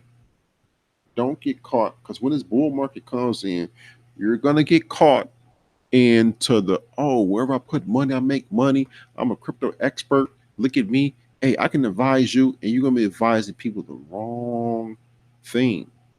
Trust me, we're human. Dollar Will can tell you this. When that boat starts to float, everybody's right. But when that boat stops floating, everybody's going to be looking at you like, hey, man, you told me to do this. And I did what you said, told me to do, and I'm losing money. Let's look at the bigger picture, people. Because euphoria come in when it's a proper bull market. Euphoria comes in, and you think, man, no matter what I do, I'm good. You know, you think you're better than what you actually are, and nothing can go wrong. But when it starts to, go down a little bit, it's not fun no more. It's not fun no more. Lionel, people have already seen some fairly volatile moves in cryptocurrency already, haven't they? Yeah. This last spike went up to about 14,300. This morning when I was doing my readings, I saw it. The past 24-hour volume per that point in a day was like $3,100. So this how volatile this thing is. That's why I say stay in the top ones, because if they're volatile, if Bitcoin, which is the king coin, which is the number one numero uno, the boss, if it's seeing those type of volatile spikes, then everything else is just dangling. It's seeing crazy spikes. Now, that's not to say it's going to be like that forever, but we're in the infancy. We're in the toddler stage, really the toddler stage. So I should say stay in the top ones, because with the CIX 100 index, the top 25 coins don't change positions often from week to week. They may change amongst themselves, but you don't see too much exchanging in the top order. And that's by market cap. They have staying power. That they're, people are going to invest in those because those are the ones they're going to first see. So yeah.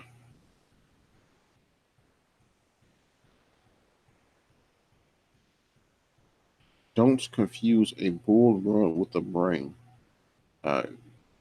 Okay. So, Weiss ratings poll. Ripple is more popular than Cardano and Tron. This is for the people. I notice a lot of people like XRP. I like XRP too. I like XRP. I put this in for us. Every once in a while, Weiss Ratings, an independent provider of crypto ratings, amongst other financial instruments, conducts polls on Twitter. The purpose of these polls is to gauge the cryptocurrency community's changing preferences and perception. In March 2019, Weiss Ratings asked Crypto Twitter the following poll question. In 2019, what is your preferred crypto? Pick one or let us know your choice in the comment section. Surprisingly, 60% of the crypto communities choose XRP as the cryptocurrency of the year, after 8,000 crypto Twitter casted their votes. Considering that this was at the beginning of the BTC bull run, anyone would be forgiven for assuming that Bitcoin would automatically emerge as the top of the poll. Interestingly enough, BTC only had 12% of the votes, coming behind ADA's or Cardano, 24%. Ethereum performed even worse and had a paltry 4% of the votes. Um, just how popular is XRP? In like manner, the Pacific Northwest National Laboratory, or PNNL, in partnership with the University of Notre Dame, has released other studies centering around crypto discussion on Reddit. Oh, I remember this. This was the DARPA study. The study's main objective was to contrast and measure the growth of conversations around Monero, Ethereum, and Bitcoin.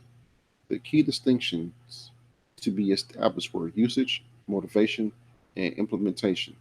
The study covered Reddit threads from January 2015 to January 2018. Bitcoin subreddit became, Bitcoin subreddit came on top with 3,600 made each day. Ethereum was second with 500 comments, and Monero's subreddit had 380 comments. Throughout the study, there were 212,302 comments made on the BTC subreddits. Ethereum had 41,792, while Monero had 15,035 threads made about it.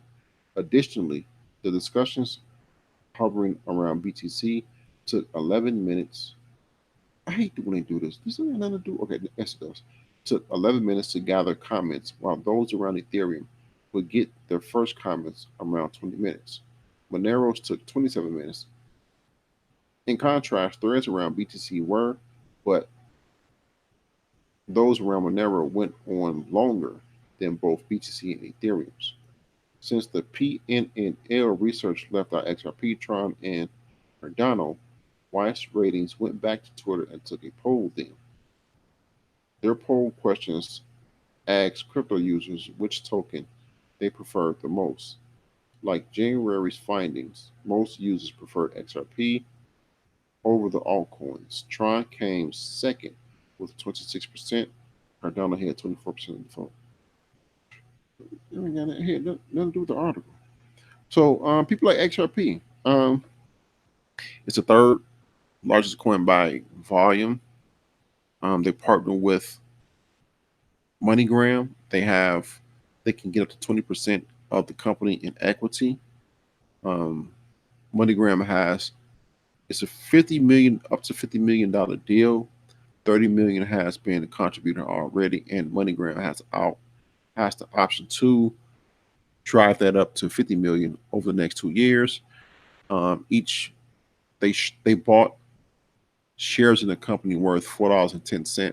The share at the time of purchase was $1.46. Right now, the share is like $2.50. So they paid more, but still, that's a grand deal. And now you're having MoneyGram saying, they're saving face. They're saying, no, if if the deal is right, we'll do a deal with Ripple. I still say MoneyGram has three options it can do to pivot: partner with Ripple, do their own thing, or join that Libra Association. And the last thing I read was, the CEO saying, if a deal is right, we may think about partnering with Ripple. So yeah, any comments on that one?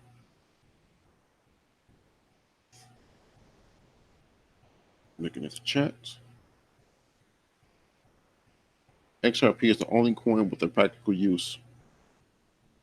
Um, there's other coins, good coins such as Bitcoin. You know, you're not going to get around Bitcoin. It's the number one coin. It's the one that came to the party first.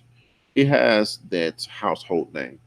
Ethereum, they brought smart contracts to the game. You know, Litecoin, it's not going anywhere. There's other coins that have uses, and they're actually doing things. Last year, we read an article where Litecoin purchased 20, a Litecoin Foundation purchased 20% of a German bank. So yeah,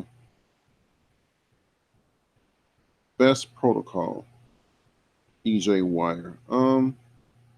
There's multiple protocols out there.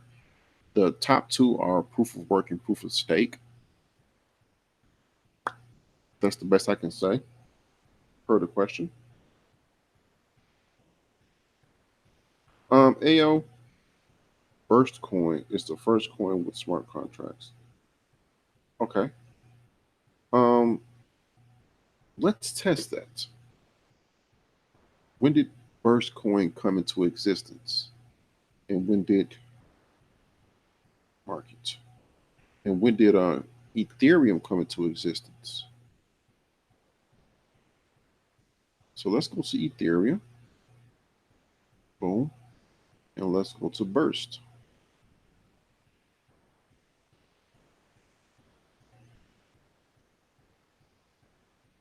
So Ethereum came August 2015, which this is the first time on this coin market cap. First coin came August 2014. So you may be right.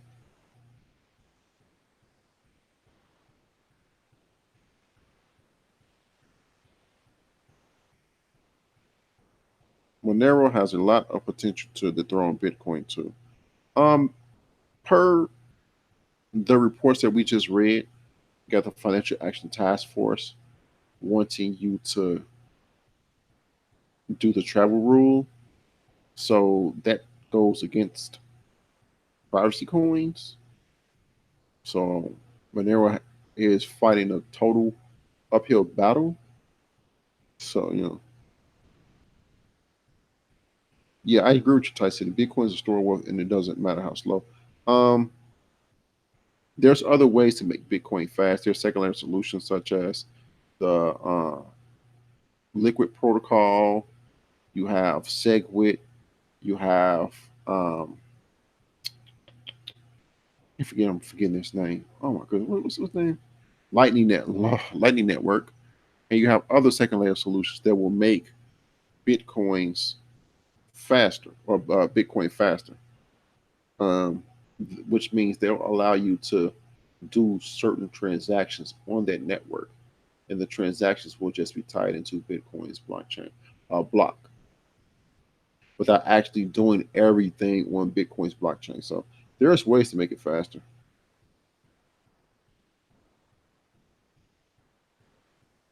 Yeah, Lightning Network. Yeah, thank you, Marvin. Yeah. I'll do that after I read this last article. It's a short article. There are checks vary. Proof of capacity protocol. See, I'll I'll answer that after this. Let me get to this last one. And I'll answer questions here. Wow, that's right. Litecoin Charlie Lee receives invitation from Tron's Justin Sun to join lunch with Warren Buffett. Justin Sun, CEO of Tron and BitTorrent, has invited Charlie Lee, aka Satoshi Light. I know Miss Archie Litecoin, and the creator of Litecoin to join him and six other guests to meet billionaire investor Buffett in the Bay Area.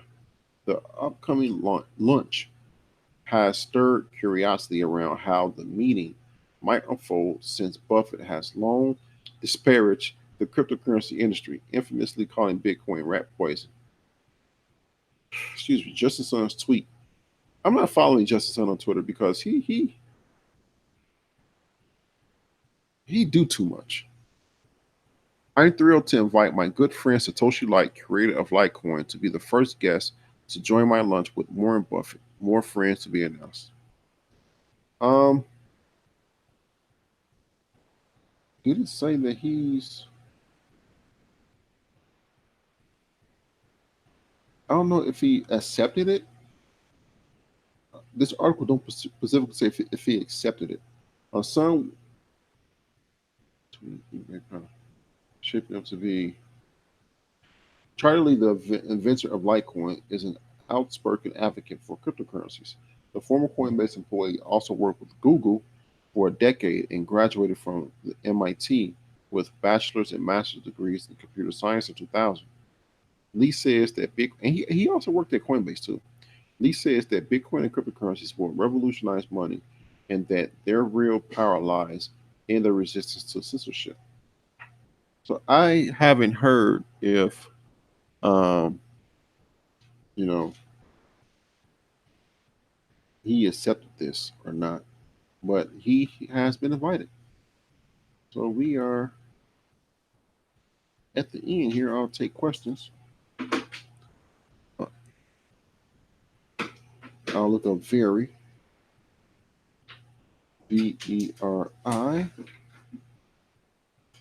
Oh, Veritasium. Okay, I've heard of Veritasium. I know they're 163. During the bull run 2017, they were like number 25. Man, what's their website?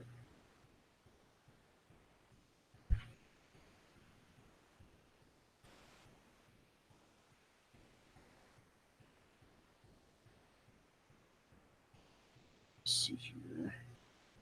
What are they about? I never knew what they're about.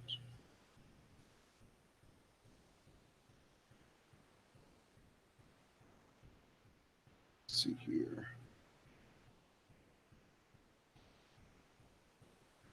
I think they do a few things.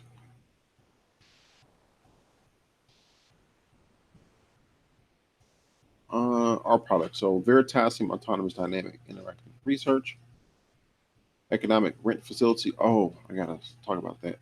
Use Veri tokens to gain access to the financial machine portfolio.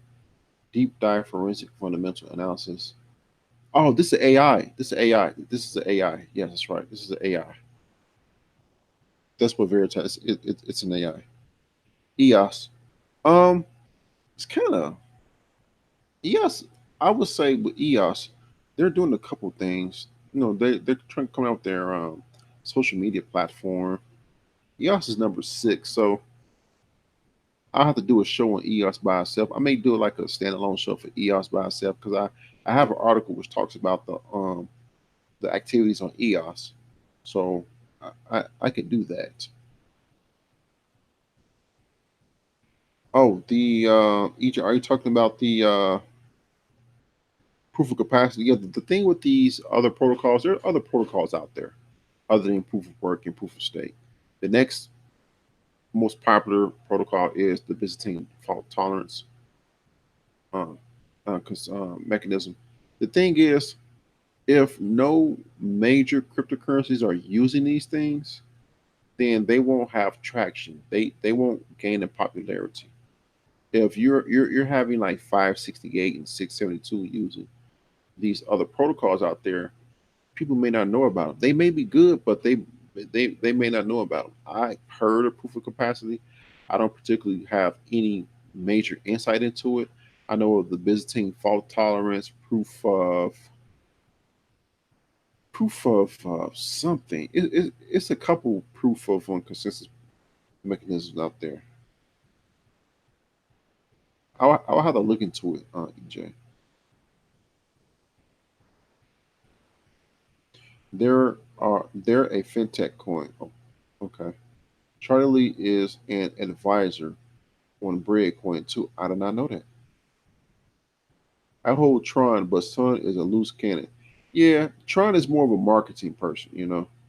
Yeah, he trolls Vitalik a lot. I don't follow him on Twitter. He does a lot, man. He does a lot. I like to bring blockchain technology to an industry soon. Join our blockchain group, man. We're gonna work our way to building up a blockchain, man.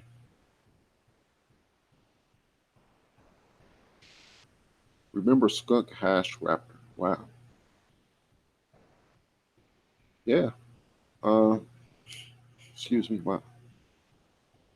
Anybody have any questions? Any more comments?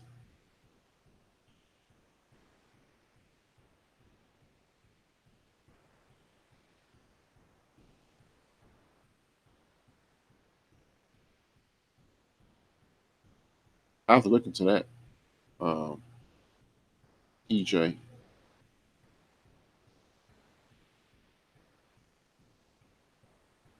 So yeah,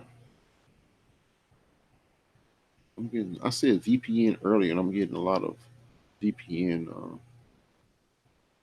sponsors on this thing. So yeah, any comments and all? Are you holding any positions? I I'm just saying top 20. I stick to the top 20, top 15 to 25, man. Hello, hello. Mic check 1 2 1 2. Yep, I can hear you loud and clear. Hey, what's going on, dude? That much yourself. Chilling, man. Just got on, but I didn't get a chance to hear the whole hangout, but I assumed by the docket it was pretty good.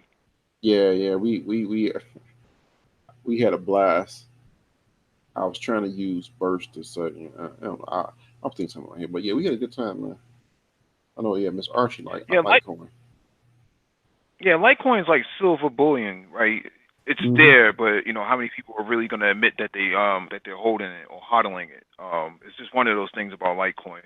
And the second point about Litecoin is that where's the adoption, right? Where are the brick and mortars and the online e-commerce that's engaging in Litecoin? Everybody's open to Bitcoin, but who's open to Litecoin? So those are two major hurdles that Litecoin has to go Yeah, I know Miss Archie. Yeah, she's deep into Litecoin, man.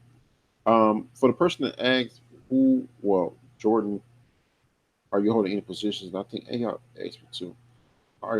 Am I investing in EOS? One of the top three or top five golden rules of crypto is never tell anyone what you're holding, man. Do not do it. And how much you're holding. So I say stick to the top 15 and 25, and I'll leave it at that.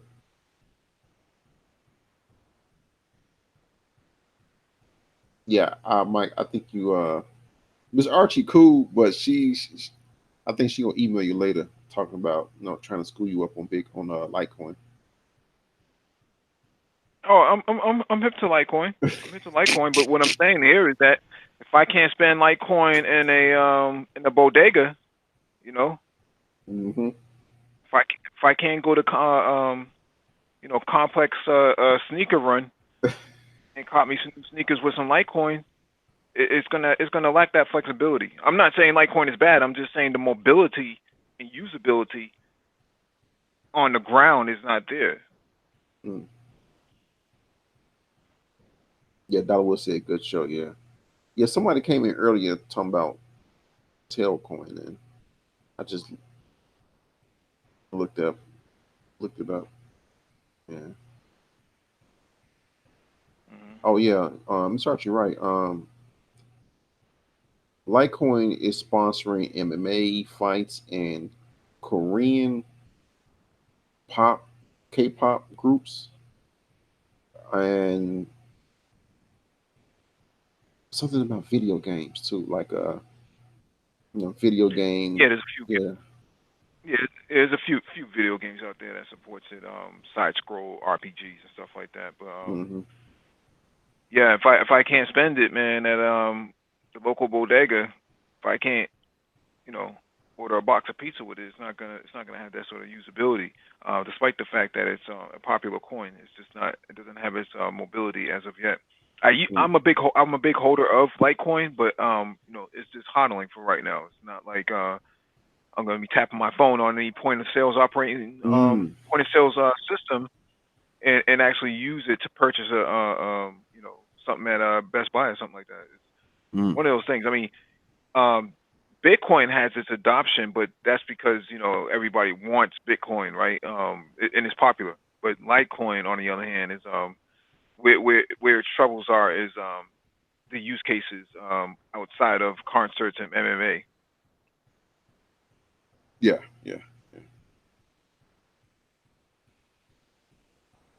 It's like silver. I mean, yeah. I'm hodling LTC. So what? But it's no different than silver. A lot of guys aren't gonna, say that we're hodling silver, right? Just like a lot of guys ain't gonna tell you they they ride mopeds. Mopeds. She said she gonna tell Charlie Lee on you. Yeah, man, it's been a good show. Nice little chit chat with the fellas. Every week we do this. The same old group come through. We talk about Indeed. crypto. Indeed. We got to keep each other tight and by the leg. Highly butter laid for sure. Right. We talk about a little crypto here and there. Let everybody know what's going on in crypto.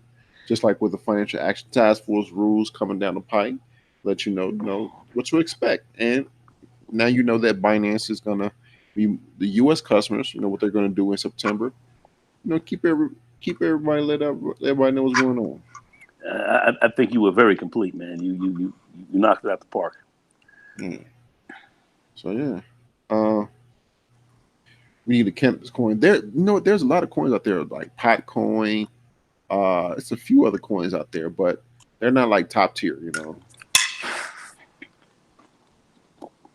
But yeah. If anybody have any questions, anything else to say, yeah, we just gonna close it out and see you guys on the next one. And also, down in the description, all articles and links to the articles will be left down in the description.